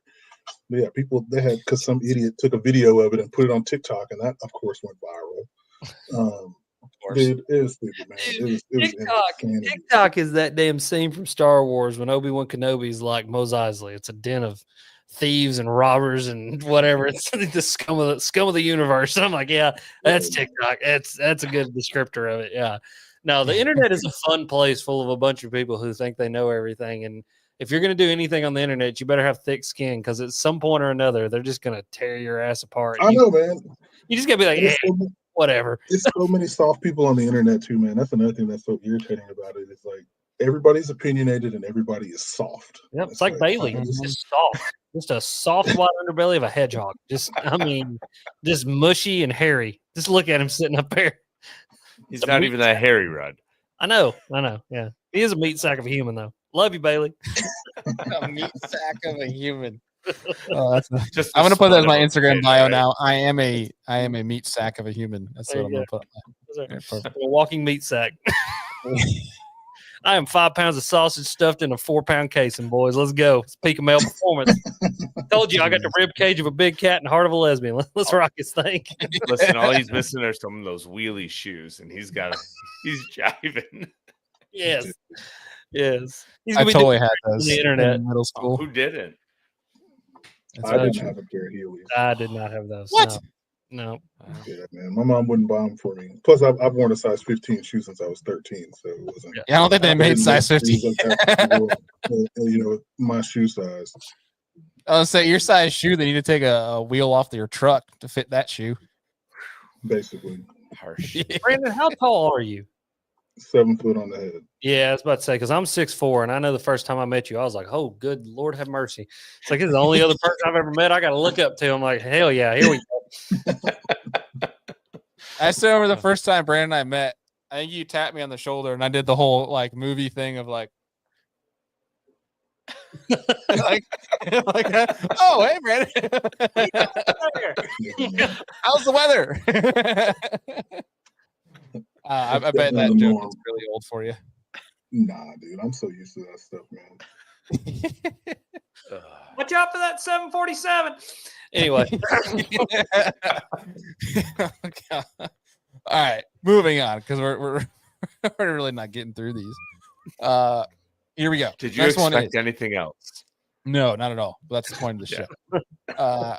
We got frogging grass mats, top water on the Susquehanna River, or big swim baits around timber.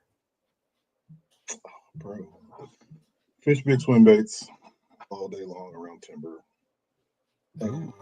I've never fished the Susky, so I'm gonna put that one at the end, and then top water mats. You're just afraid to say you're gonna trash the Susky because you're gonna get clipped. I mean, it's fine. I'm not tripping. It's just gonna be. I'm trashing Roland Martin. I'm trashing the Susquehanna. Yeah, I'm gonna trash the Susky, top water on the Susky because I've never fished the Susky. I want to fish the Susky, but I haven't. Mm-hmm. And I'm gonna box top water frog and mats, and then I'm gonna big swim bait it. Number one. All right. Yeah. Gang. Red. Yeah, I've never been to the Susky either, which really bothers me. I got to change that this year. Like that's the trip that I'm going on. Brandon, you're more than welcome.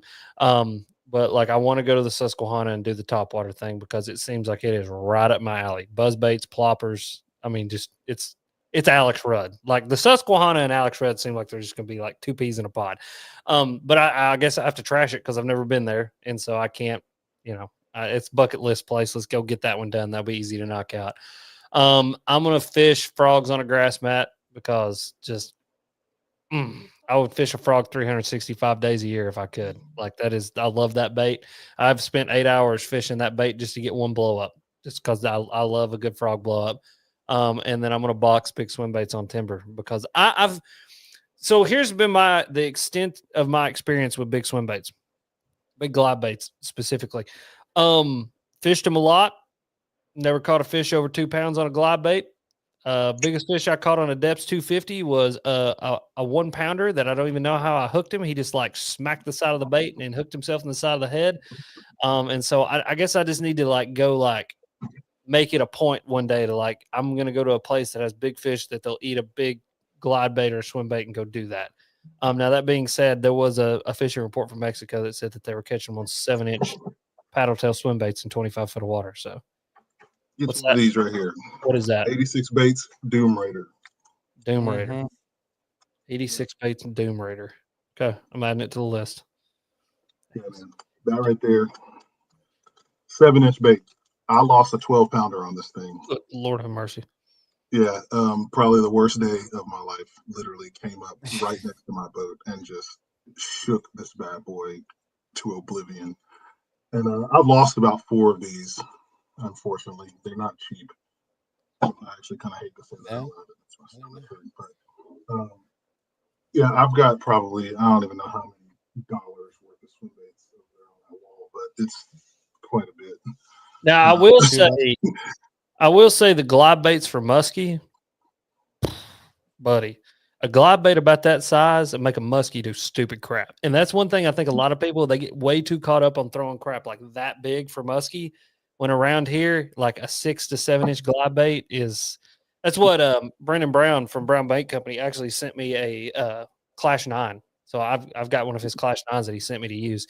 And he not that one. I got the Clash 9. That damn thing, that's huge. Yeah, I got K9 over there. And, yeah. And, but, dude, that Clash. So what was funny is the first day that I took it out, I hooked like a 50-inch muskie on it, popped him off at the side of the boat.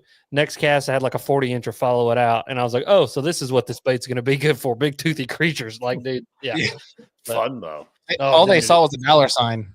They're like, "Oh, that's expensive." Dude, the most like if the first time I threw my depths, I had a muskie just like track it down. It's like I'm going to try to eat that, and it actually tore the, because the depths has like the skin on it. Soft outer body on it. Yeah, it cut my tail off the back of it, so I had to get another shell and like put a new shell on it and all that crap. Yeah. Jeez.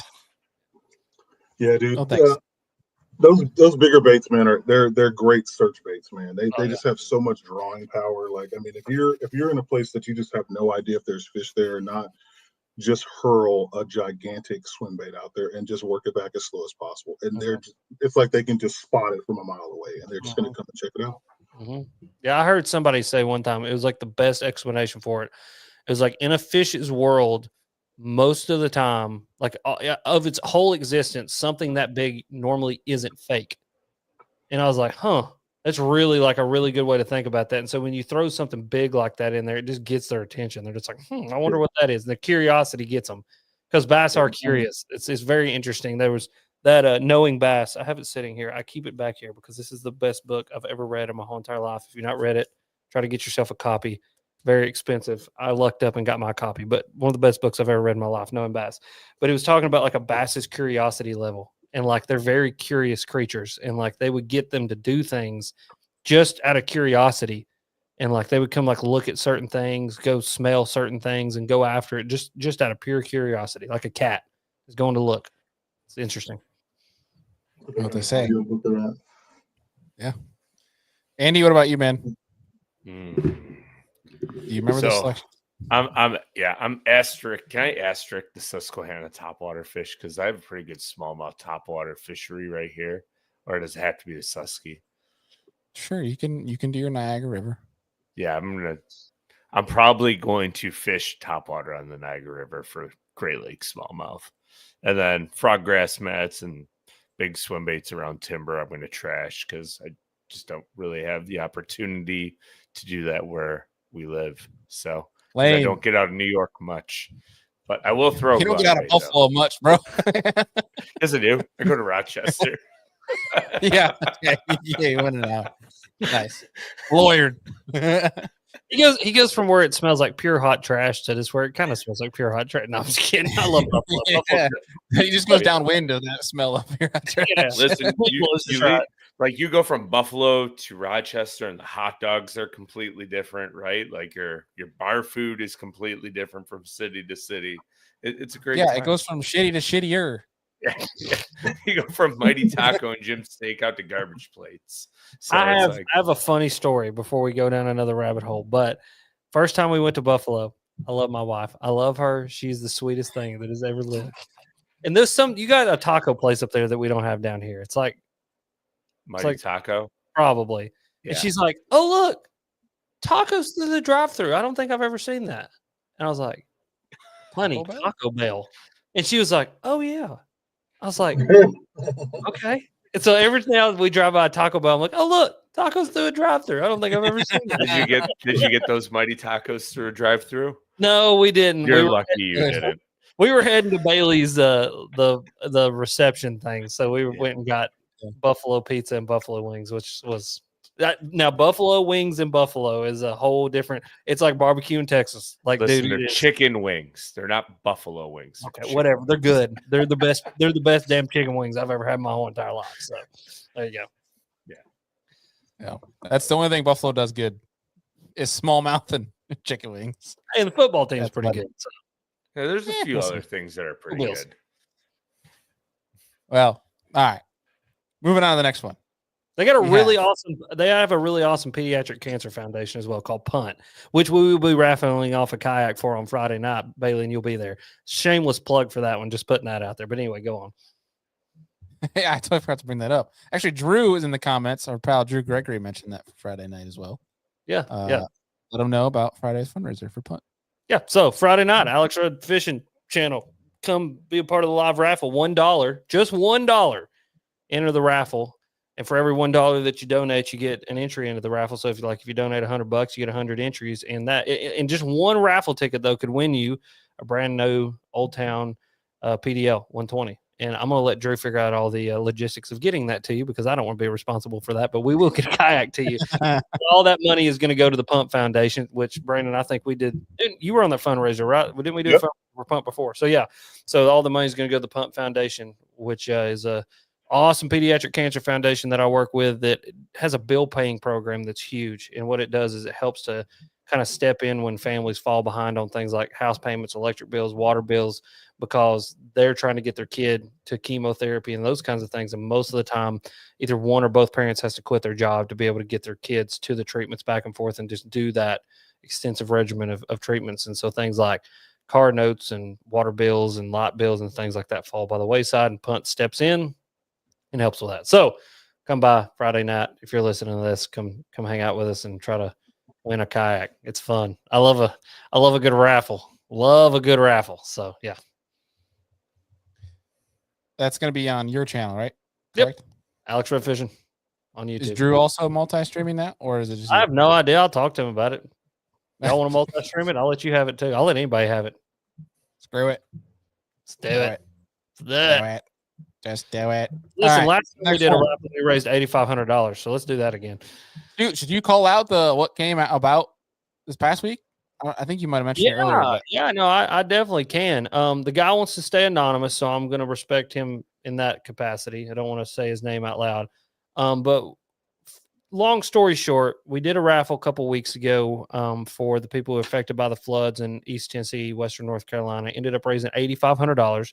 With that $8,500, we were able to clothe 26 individual people and 4 families, as well as buy stuff like propane tanks, these little adapters that they need to go from big propane tanks to small propane tanks. We bought them some like dishware and like just personal care items because some of these people, like this one lady that I met that's actually in that video that I made, Brittany, she lost her entire house. It got cut in half by a mudslide. And so she lost everything that she had. It actually killed her dog, and her dog actually saved her son. Her son rode the dog out on the mudslide, and the mudslide pushed him in between their propane tank and her husband's work truck. And that's the only thing that saved his life. Otherwise, he'd have been ate up by the mudslide just like the dog was.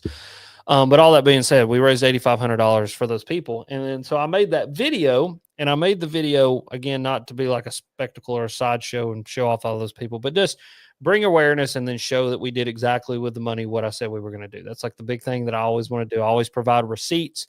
There's actually a PDF file on there that you can go see all the receipts from where we bought everything, all the money, all that kind of stuff, if you want to see that. But I made that video. And then the other night, me and Bethany were going to the Chick-fil-A to get a little sweet treat. And we were sitting at the Chick-fil-A waiting for our milkshake. And I had a donation come through on my Stripe account, which is what I run all my donations through. And it was a donation for $10,000. So a gentleman was watching my video and felt so moved that he felt like he needed to donate $10,000. And so he donated $10,000. And so we've got $10,000 more to go help people with. And so we've started working on that. Actually, yesterday we went and bought a bed frame, and all the bedding for that bed for a lady who lost her entire house. And they had actually got everything for her whole entire house, got her a place to live, furnished her kids' rooms and all that. And she actually didn't ask for herself anything. And so she was sleeping on the couch because she didn't want to ask for a bed or be selfish in any way, and made sure her kids were taken care of first. And so we got her a bed. And then we were working with another school up there. We're going to buy some kids some Christmas presents. So they got some stuff like that. But we're just working different little projects now. I'm trying to get lined up with people and help some people out and spend this other $10,000. But yeah, $10,000 somebody donated. Yep. It's totally random. Totally random on a Tuesday night after he watched my video. So it's crazy. Unbelievable. Yep. Well, props for making that, dude. For real. No, dude. It's like I said, man, I want to be a conduit for cool stuff to happen. That's all I want. And that's what my platform has allowed me to do, is be a conduit for cool stuff to happen, not only personally to me, but also helping people. And I've been blessed beyond belief. So it's my turn to bless some people. You know what I mean? And that's all this has been. It's just being able to bless other people. And so we're going to keep the ball rolling. We're going to help these people as much as they can because they need it. It is way worse than people say it is. The news is not doing a good job of covering the reality of the situation, and people are hurting. There are people who don't have homes and won't have homes. And the thing is like I said, it's going to be 18 here on Monday. Up there in the mountains where they're at about 4,000 or 5,000 foot elevation. So it's probably going to be almost to like 0 temps up there. Blistering cold. Yes. And there are people literally living in tents. I actually found out about over 90 people who are living in tents right now. So, yeah. Gotta love that, dude. Yep. We won't even go down that rabbit hole. All we'll say is go watch Alex's video if you want to see it more. Yeah. Go watch my video. Right. It's very interesting. Yeah. So, all right, moving on to the next one here. We're going to start wrapping up here in a little bit. We got this is some movies, childhood movies here, sport movies. Miracle on Ice, Remember the Titans, or Rocky.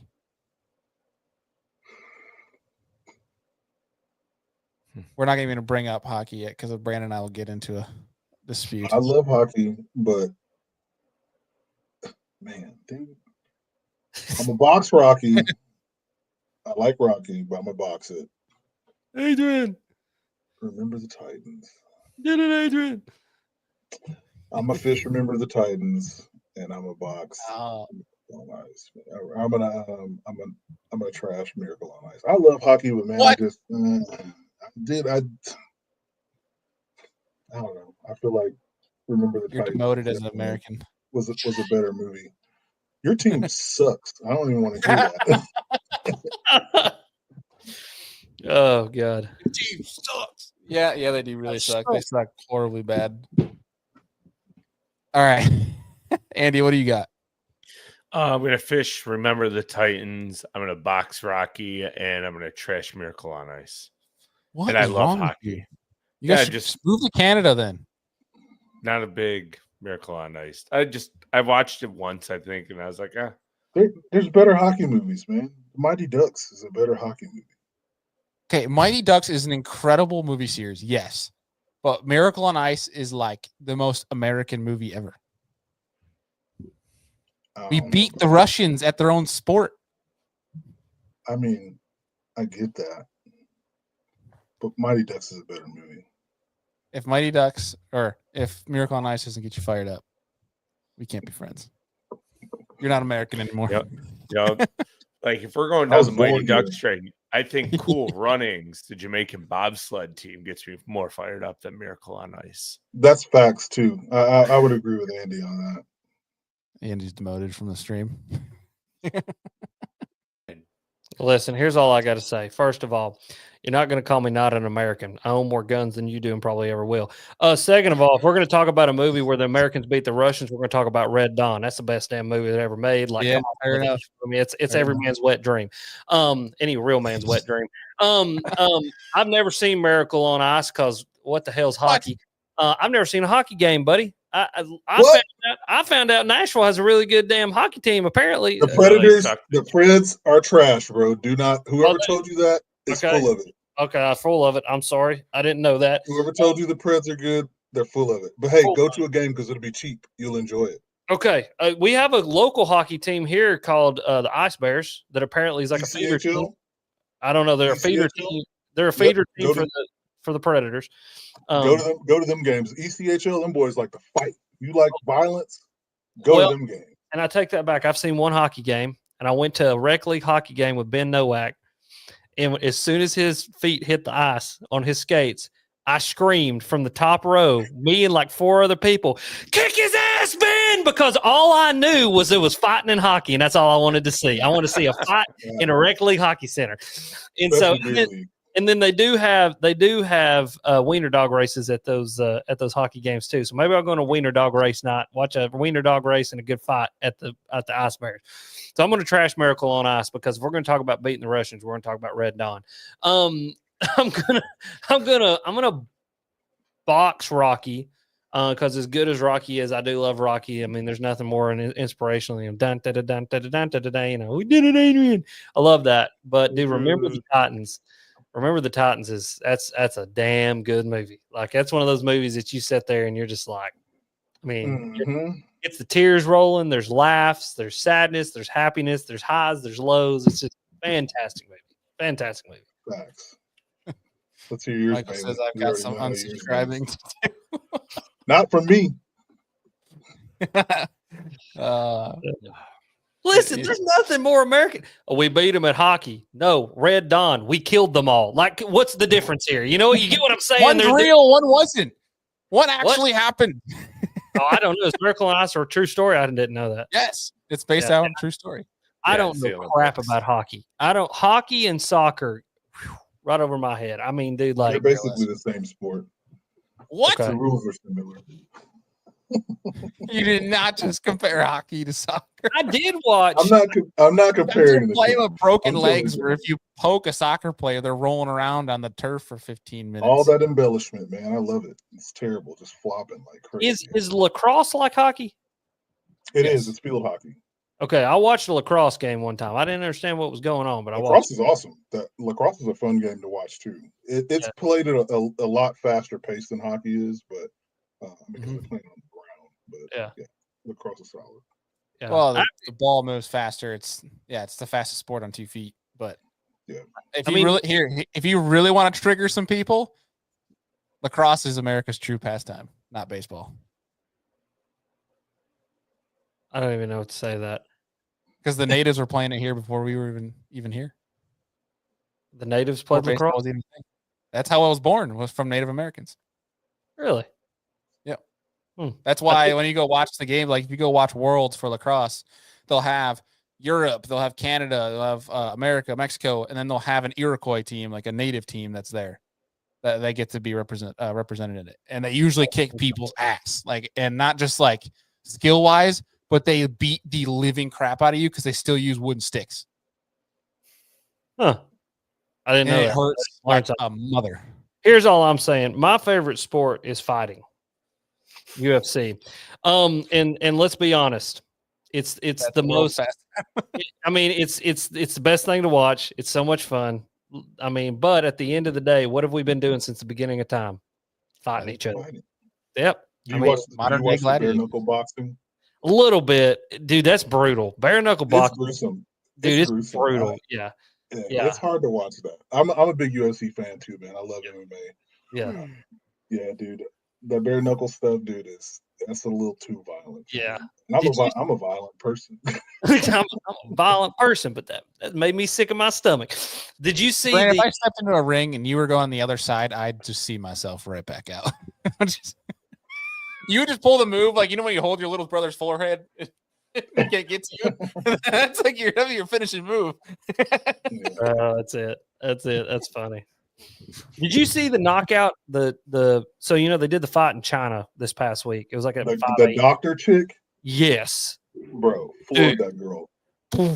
Man, roundhouse kick to the face. Yes, and I mean, seized her up. They had to take her out on a back. They took her out on a gurney, man. Yeah, that's crazy. with a neck brace. Like she was like, yeah, it was bad. It was bad. Yeah, man. the backstory on that chick is so funny too because her parents didn't even know that she was an MMA fighter. She's a full on doctor, a Yes. medical doctor Yes. that was One training that- training MMA in the background and went and fought her first fight and knocked this girl smooth out. I mean, they literally carted this chick out of the ring. Yes. On a carpet. Yes. The one that knocked the girl out is Yeah, the one The that they didn't doctor know. roundhouse kicked the chick in the face, knocked her out cold. They Yes, had to gurney this broad out of the ring. Yes. Like, And on I'm the talking Jeez. full C's, both legs off the ground, arms up like this, like knocked her out. foot. Yeah. Right. The only other knockout that I've seen worse than that this year was Josh Emmett knocking out Bryce Mitchell. I thought he had killed him. I really thought he had killed him. That one right there, dude, like, because he started convulsing and like foaming at the mouth. I thought he had killed him. Mhm. Worst knockout I've ever seen. Overhand right just sent him to the shadow realm. But anyway, we're on a rabbit hole. Like we could talk about. I need to start a UFC like talk show because like I love talking some MMA, dude. I love it. I mean, shoot, why not? I mean, you got your podcast. That's basically, you say it's a fishing podcast, but it's basically everything but fishing for the most part. Yeah, it's just me getting on there bullshitting with people. That's what we're gonna do Friday night too. Like we're just gonna get on there and hang out, have fun. I don't know what we're gonna talk about. Something. All right, here's another one for you. Along the lines of movies, we got Avengers, Deadpool, or Transformers. Bro. Fish Transformers. I love My man. Transformers. Optimus Prime. I'm a box Deadpool because Deadpool is funny as hell. And I'm going to trash Avengers. Even though I love the Avengers, I love the whole MCU. Yeah, that's the route I'm going, man. Transformers, I'm fishing that all day long, bro. I love Transformers. So we're trashing Roland Martin. We're trashing Avengers. We'll see the other one that we're trashing. Trashing the Susky.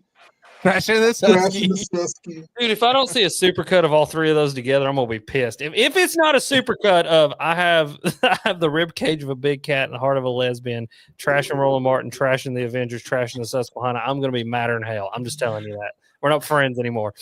I want a supercut. I just made a note. Let's make a trash clip. Here we go. All right, let's do it. All right, Rod, you're up.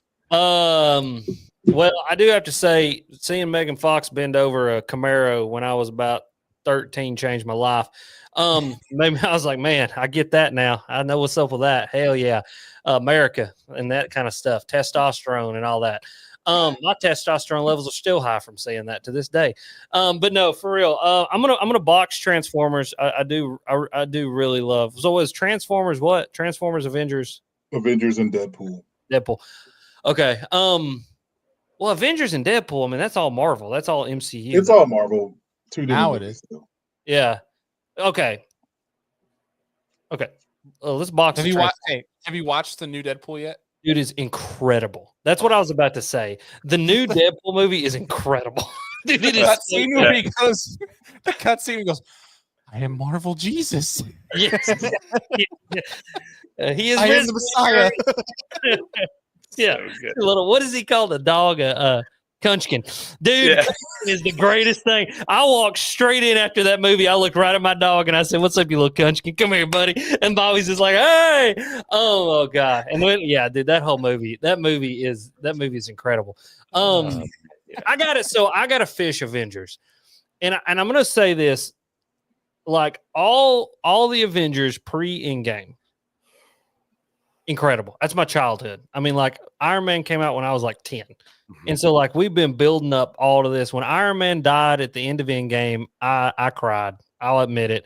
I don't cry often. I mean, I was talking to my buddy Branson about this the other night. And this is not funny, but it's kind of funny. I was like, I'll tell you the last 3 times I cried because I remember the day my dad got diagnosed with cancer, the day he died from cancer, and when Iron Man died at the end of Endgame. Literally, it's horrible to say that, but it really was. I cried. But after that, all the Marvel movies after that have just kind of been bleh to me. I don't know. It's like when they killed Iron Man, I was just kind of like, okay. What's next? Until Deadpool. And when Deadpool 3 came out and I went and watched that, I was like, oh, I have now a renewed hope in this whole entire thing. Like we need more of that. That is Marvel. That is fun. Yeah. So I guess we're gonna. I hate to trash Deadpool, but I guess we'll. No, it's like I don't know. He is Marvel Jesus. You know what? We're gonna fish. We're gonna fish Deadpool. We're gonna trash the Avengers because everything they killed Iron Man. They pissed me off. So that's it. That's where I'm at. And hopefully Deadpool will revive everything and we can put him back at number 1. I like it. Yep. Very well said. Yes. Andy? I think this is tough. I think I'm trashing Transformers, unfortunately, because I only saw the one with Megan Fox. I didn't watch any of the other ones. Andy's just like, he's been replaying that scene ever since. Oh, God. No, I think I've only ever seen it once, too. Maybe twice. And the thing is, too, how many people were introduced to Linkin Park because of Transformers? Oh, I listened to Linkin Park before it. I did, too, but I'm just telling you. And that was that soundtrack. But when they got cut off from Transformers, that was like the end of somewhat good Linkin Park, where like the OG Linkin Park, that is the best Linkin Park. Like Meteora. I'm going to say something. The new stuff's pretty good. I'm just putting I'm not a fan. I'm not a fan of the Linkin Park revival. I like it. Heavy as the Crown? Damn, dude. Give me the business on that one. I haven't listened to the stuff. Let's hear it, Andy. Yeah, I think I'm going to fish Deadpool and box Avengers because I want to see what comes next, just like Red said. Yeah. I never was a huge Transformers fan, even like with the cartoons growing up and stuff. It wasn't anything great to me. I was a massive Transformers fan, still am. In this case, I would still trash Transformers though, because I think the last 2 movies sucked. I think the storyline Transformers 1? Yeah, 1, 2, and 3 are great. No. But the last Transformers 1, the new one that just came out. The cartoon thing? The cartoon one? I'm not in the cartoon. It's not a cartoon, so it's CG. But what it is, it's the origin story of how they came about. So it tells you how Optimus Prime became Optimus Prime, where Megatron came from, all of that, bro. Okay, I'll have to watch that. Story that movie is fire, bro. I'm not joking. I've seen it probably 100 times in the last month and a half. Okay, I'll give it a 4 shot. times back to back in the same day. I have to watch it. Then I have to watch I'll it. definitely give that a shot. But I do think I got to trash it in this case because they missed those last couple movies of the Avengers. Like they kind of forced a timeline. I kind of wish Transformers or Avengers? Transformers. Avengers has some spin-offs that were kind of weird, like when the characters have their own movies. But I think all of the Avengers series themselves were fire in my eyes. I think all of them were really good. I mean, dude, Endgame was like was a masterpiece. Endgame was one of the greatest movies ever. Yes, agreed. I completely agree with that. So for me, I gotta fish Avengers, and it's a very close second, but box Deadpool because I think Deadpool hasn't missed a beat either. They put out another banger for Deadpool. Deadpool would probably take that over. I just think Avengers takes you on an absolute emotional roller coaster. I've never seen the content come out of a movie series like Avengers of like full theaters of people screaming and cheering at scenes and also all of them bawling and crying together in the movie theater. Like you think you're at a sporting event when the Avengers things was going on, like as if this was like a real people. Yeah, I don't know. Avengers like unbelievable though. I just can go on. I could have a whole podcast about Avengers. I like anything. No, Transformers. I get the Transformers thing because I like Pacific Rim. Like, yeah, that's another fire movie. Yeah, dude. Another fire movie. Rim is so good. You know what else? I don't know if you guys are. You're just like, yeah, you're like, hell yeah, giant robots and monsters. Did you guys like the Battle of Los Angeles? That's pretty Absolutely. much pretty good. Yeah. See? I didn't watch it. You have the same taste. All right, come on, Andy. Dude, I watched 300 last night again just for giggles and shit. Oh, I love 300. That's another. I gotta go watch Gladiator because I want to see Gladiator too. Well, I've heard mixed reviews on part 2. A buddy of mine just went and saw that. He said it's pretty good. He said it's just really long. He's like, they probably could have shortened it about an hour because it's some of the story is They can't though, because all movies today are 3 hours long. So Yeah. he said it's all right though. He said it's all right. Gladiator 1 is a masterpiece. Like it's up there with The Godfather. Like Jaws, The Godfather, Gladiator, like that's that kind of movie. Like it's a tier unto itself. That's pure cinema. Another series that was incredible, but kind of should have stopped a few movies short was Fast and Furious. Bro, that movie is so played out, dude. I really don't even understand how that series has made it as far as it has. The last one, it's just a money making machine at this point for them. Mm-hmm. It is, and they truly the movie that they did the tribute to Paul Walker should have been the last one. Yeah, they went from racing cars to saving the world and superpowers. Like it's like science fiction now, basically. Like I haven't even watched like the last 2 or 3 movies because it's just like what happened to the storyline. Like you went from street racing to trying to save the world now. Like, Best Fast and Furious movie. The first one. Yeah. Tokyo Drift. That one's good too, but the first one is really that's the pinnacle of that movie series. Yeah, I mean, yeah. Everything else after that, it was just it wasn't necessary in my opinion. When I watched, I didn't even see it. Like I lost interest in Fast and the Furious many years ago. But like when I watched a scene where The Rock was like holding a helicopter and holding onto a building, and he was like pulling them together, and I was like, okay, yeah I'm done. Like, what did they juice him up? What is that? Yeah, the superhuman serum. Like, nah, I'm good. Like, I think that was Hobbs and Shaw. I think that was that one. Yeah, but that's still part of that whole Fast and the Furious franchise. Like, I will say a franchise that did not play itself out absolutely excellent from beginning to end. John Wick. Oh, bro, they're supposed to be making another one of those. Really? Yeah, they're supposed to be making another one of those. Dude, John Wick. The Bourne movies were pretty good too. Those were decent. Yeah, but it's hard to top John Wick. John Wick is just a murdering machine. Yes. Like if you want just pure, unadulterated, ass-kicking murder, John Wick. And if you're into guns at all, like if you're into firearms at all, you're just sitting there going, "Holy shit! Do you know what that is? Do you know what that is? Do you know what that is?" And it's just like, dude, I'm telling you, The only thing that comes close is like Kill Bill. That's probably the only that comes somewhat close. Yeah, the only other movie that I've ever seen that had just that much just crazy killing in it was that Ninja Assassin movie. Do y'all remember that movie? Yes, yes. It's just you mean Deadpool? I mean, there's a lot. And basically any Quentin Tarantino movie. Yeah. But no, dude, like John Wick's one of those movies I could like put it on and just go lift heavy weights in the garage. Just turn it up to like 50 and just be out there and be like, yes. It's like I'm gonna make John Wick one day. Yeah. No. Yeah. Do you know that he actually does all that stuff in person? Oh, like, yeah, that's dude. His passion is shooting like tactically. Yeah. He's Terran Tactical is who he shoots with and who trains him.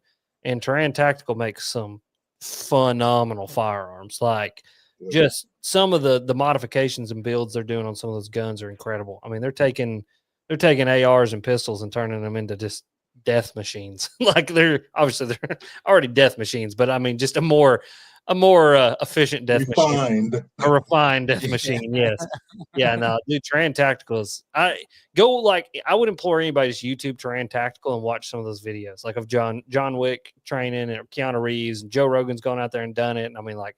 Just incredible stuff. Like awesome. I love it. Yeah. I think we're on the brink of an end of an era with actors that do their own stunts, like with John Wick and Tom Cruise and stuff. I don't know if you've seen that scene where Tom Cruise literally broke his ankle during a stunt and finished the scene. Like, nuts. Oh, it's like the new Top Gun. Every scene where their face is like drooping and doing all that, it's because they were in the back of a fighter jet. Like they put them in the passenger seat and they were like, all right, go. And like they filmed all of those scenes so that it would be like actual G-force being applied to the actors' faces. Like that's badass, dude. Another great movie. Top Gun and then the new Top Gun. Dude, the new Top Gun was just, I loved it. That was awesome. Yeah. It was very good. Big fan. Well, we could keep going on this for another 3 hours. Days of Thunder, if we're going to go down Tom Cruise line, right? Like you have to love Days of Thunder. So good. Yeah. Give me Blades of Glory. So good too. Get some people going. That is the one thing my mother and I can never get along with. Is she hates Will Ferrell. My mom hates Will Ferrell too. Well, I don't get it. I don't get it either. He's like literally one of my top 5 actors. Yeah. Period. Yeah. So funny. Dude, Step Brothers, good Lord have mercy. You take Will Ferrell, like when he His house is a came prison. onto this scene, right? Like in those movies, A planet of none bullshit. of them would be able to be made. Galaxy, today. this sucks Campbell's dick. Like Step Brothers, no way. Could be Better made not get in today. my face. What are you so Roundhouse funny said for? I was watching Do not Cops. do that. Me, Sloan Cattery. What's he say? He said, we used to blaze that shit up every day. Me, Sloan Cattery, and John Hopkins. Johnny Hopkins. You did not know Johnny Hopkins. He said, I did do know Johnny Hopkins. Me, Sloan Cattery, Johnny Hopkins. We used to blaze that shit up every single day. You're going to lick that white dog shit and you're going to like it. Okay, I'm done. There's so many good quotes in that movie. Is a bonita fish big? Yes, they're big. They live in the ocean. You know what helps my shoulder when it hurts? If you lick my butthole. All right, I'm done. I'm done.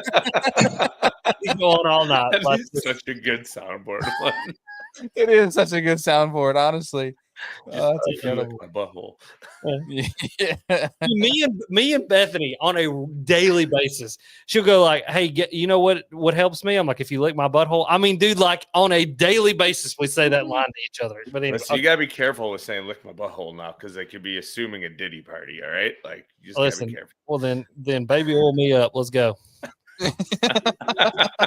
Or whatever it was, Vaseline, baby oil. I don't know, whatever it was. I didn't Ecstasy, attend. lace, baby oil. Oh my god. Oh man. All right. Let's wrap this sucker up, boys. We got one last one. We'll make it a fishing one. We'll make it straightforward. We got green pumpkin, white chartreuse, or black and blue. Let it rip, Tater Chip. What you got, Brandon? Fish green pumpkin. That's literally all I threw. Box black and blue, and I'll trash white chartreuse. Dang. Okay. Andy? Sad. Let's save us, Brandon. Oh yeah, you're a smallmouth guy. Well, actually, it doesn't make sense if you're a smallmouth guy. Smallmouth You would or have black and trashed blue? black and blue. Smallmouth Uh, like everything. When I when trashed largemouth- white and chartreuse. You trashed white and chartreuse, right? Yep. Yeah, the only time Box I throw black them and to- blue, green pumpkin fish. Yeah, I'm the same way. Box black and blue, because whenever I go largemouth fishing, I flip a black and blue jig. White and chartreuse is very situational chatterbait or spinnerbait randomly. You throw white I flower. don't even throw white. I don't throw white and chartreuse ever, dude. I have caught more fish on green pumpkin than any other color that I have ever thrown in the entire time that I've been bass fishing over the last 7 or 8 years. Like, I'm not even joking. Like, I've caught more fish in the last 3 years of throwing exclusively green pumpkin than I have in 7 or 8 years of bass fishing any other color. I don't even, it doesn't matter what the water quality, color, any of that is. Doesn't matter. Could have caught Sure. 5 more if it was white chartreuse. I'm just kidding. There it is. Oh, No, I mean, yeah, you make a good point though. Green pumpkin. I mean, with the whole watercolor thing. Crazy with green I mean, it doesn't pumpkin matter too, what the because color of the mistake water is. when It could be it's made, stained, right? it could be clear, whatever. Yeah. Say that again, Andy. I said green pumpkin was born by a mistake. They were pouring the wrong color of watermelon, like changing out colors, I think, from black or pumpkin seed. Yeah, it was pumpkin seed and watermelon. They're changing out the vats, whatever the original worm company was. And it got like mixed and they poured green pumpkin and they fished it and they're like, oh, this is good. Is it cream? It probably was cream. Yeah. But yeah, that's how green All right, Red. pumpkin was born, from what I heard. it would be cram if we were French.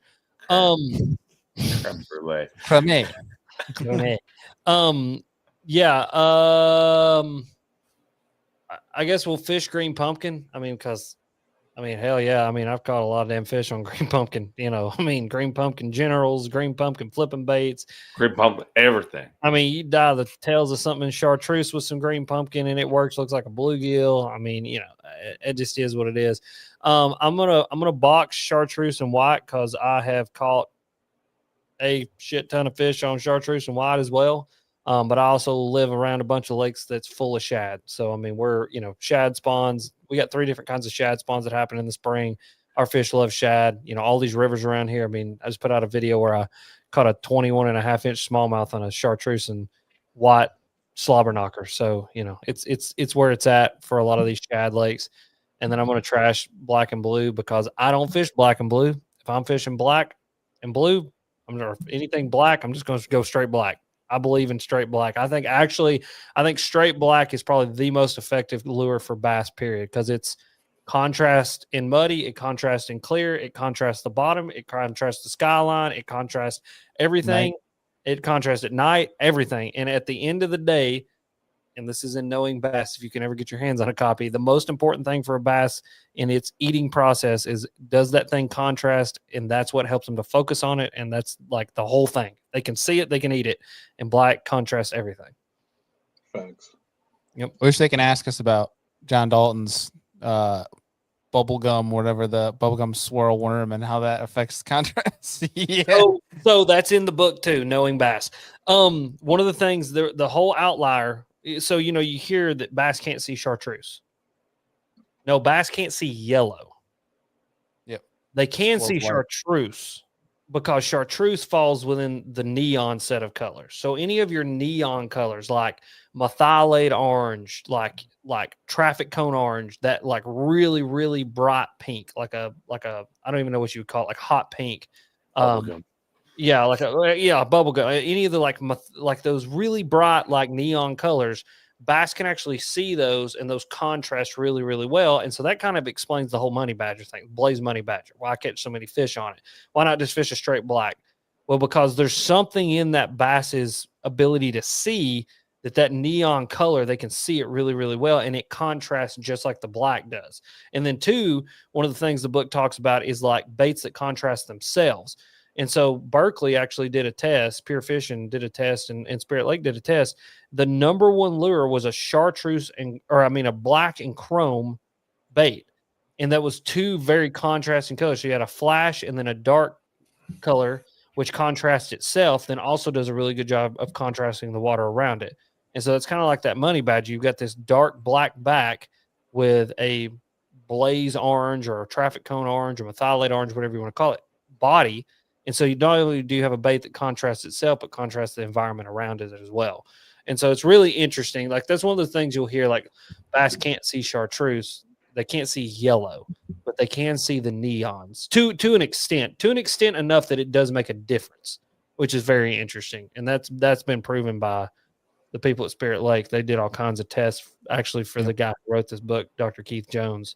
I mean, they've got thousands of data points to show them being able to see neon colors, which is really cool. I just went down a total rabbit hole there. I'm sorry, but I geek out about this stuff. So yeah. No, I mean, there's been a bunch of videos on that too that are insane. Like when you start diving into what they can actually see, like same reason I nerd out on what deer can actually see. That's why they like those bright oranges and stuff. They can't see that.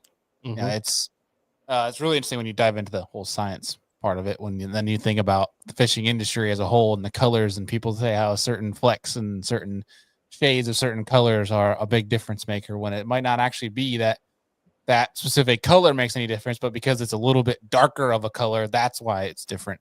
You know, not just because it's orange. Mm-hmm. Yeah, it's cool when you dive into that. But as you said, we could be here till midnight talking about exactly that. But we're gonna wrap this sucker up. I think before we do, if you guys have not already, these gents' social medias are linked down below. Make sure you guys go follow along with their different platforms and endeavors. And I guess we'll start with you, Brandon. Anything going forward into wintertime or 2025 that people should be keeping up with to know what's going on in the life of Mr. Brandon Mayes? Nothing too crazy. I'm in the process of kicking off a 25 video film series. It's going to be, I'm going to chase 25 different species on the fly. That's the goal, at least. Cool. They're Nice. They're not going to be like super. Yeah, it should be a lot of fun, and that's going to be freshwater, saltwater, whether that's bank, boat, yak, raft, whatever. It doesn't really matter. It'll be one of them. Be kind of. Oh, absolutely, it's on the list. It'll be all over the place, but they're not going to be like super long videos. They'll be 5 to 8 minute long short stories, but they're going to be unique stories told in unique places, chasing unique species, highlighting unique environments, and basically just a unique story around those fish and how I catch them, the people that help me catch them, and just different things about it. So yeah, working on that. It's been something that's kind of been in the wheelhouse for a couple of years that I've been working on trying to put together, and I'm gonna hopefully kick off a handful of episodes of that next year. So. Oh yeah, That dude. sounds cool. I'm looking forward to that. That'll be cool. Yeah, man. And Make sure you unsubscribe from Alex's channel. Yeah, go ahead. Yeah, unsubscribe. You're not gonna bother me. I don't like y'all anyway. Bailey's still ugly. Andy kind of smells. Yeah, no. I listen. You know what I'm doing. I'm just out here enjoying my life. That's what I'm doing. I enjoy my life. I film it, and I get to go fishing every day. I have a bunch of fun, and it's because all these folks and people listening to my dumbass ramble on the internet. So here we are. I am going to Mexico, so that's going to be fun. Be on the lookout for those videos. That's going to be a safe travels. Hell of a video. I appreciate that. It's gonna be a hell of a video series. I'm really gonna. I mean, it's not gonna be anything like incredible as far as like. I'm gonna try to do some kind of cinematic stuff and really get some cool footage. But my plan with this trip is to dive fully into the experience, and I just want I want to be there when it happens and just have a camera pointing in that direction when it happens. You know what I mean? Because really cool stuff happens when you do that. And I kind of learned that doing that hurricane video that I did. Just film and be in the moment and experience things and talk to people. And it was really cool kind of how that went together. And so I want these Mexico videos to be the same thing. I mean, because at the end of the day, there's no doubt we're going to catch fish, right? And there's going to be probably an egregious amount of fish catching in these videos because everybody loves a good fish catch.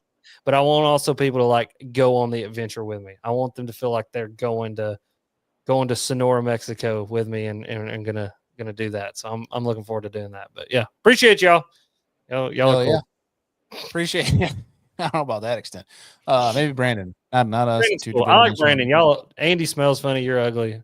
I do want to come see y'all though. Hug your necks and eat a couple of wings. So sounds good. Well, boys, seriously appreciate you guys taking time out, jumping on the show. We'll have to run it back here again soon. And yeah, again, guys, make sure you guys are following along. And we'll see y'all on the next one. Bye. Bye, buddy. Bye.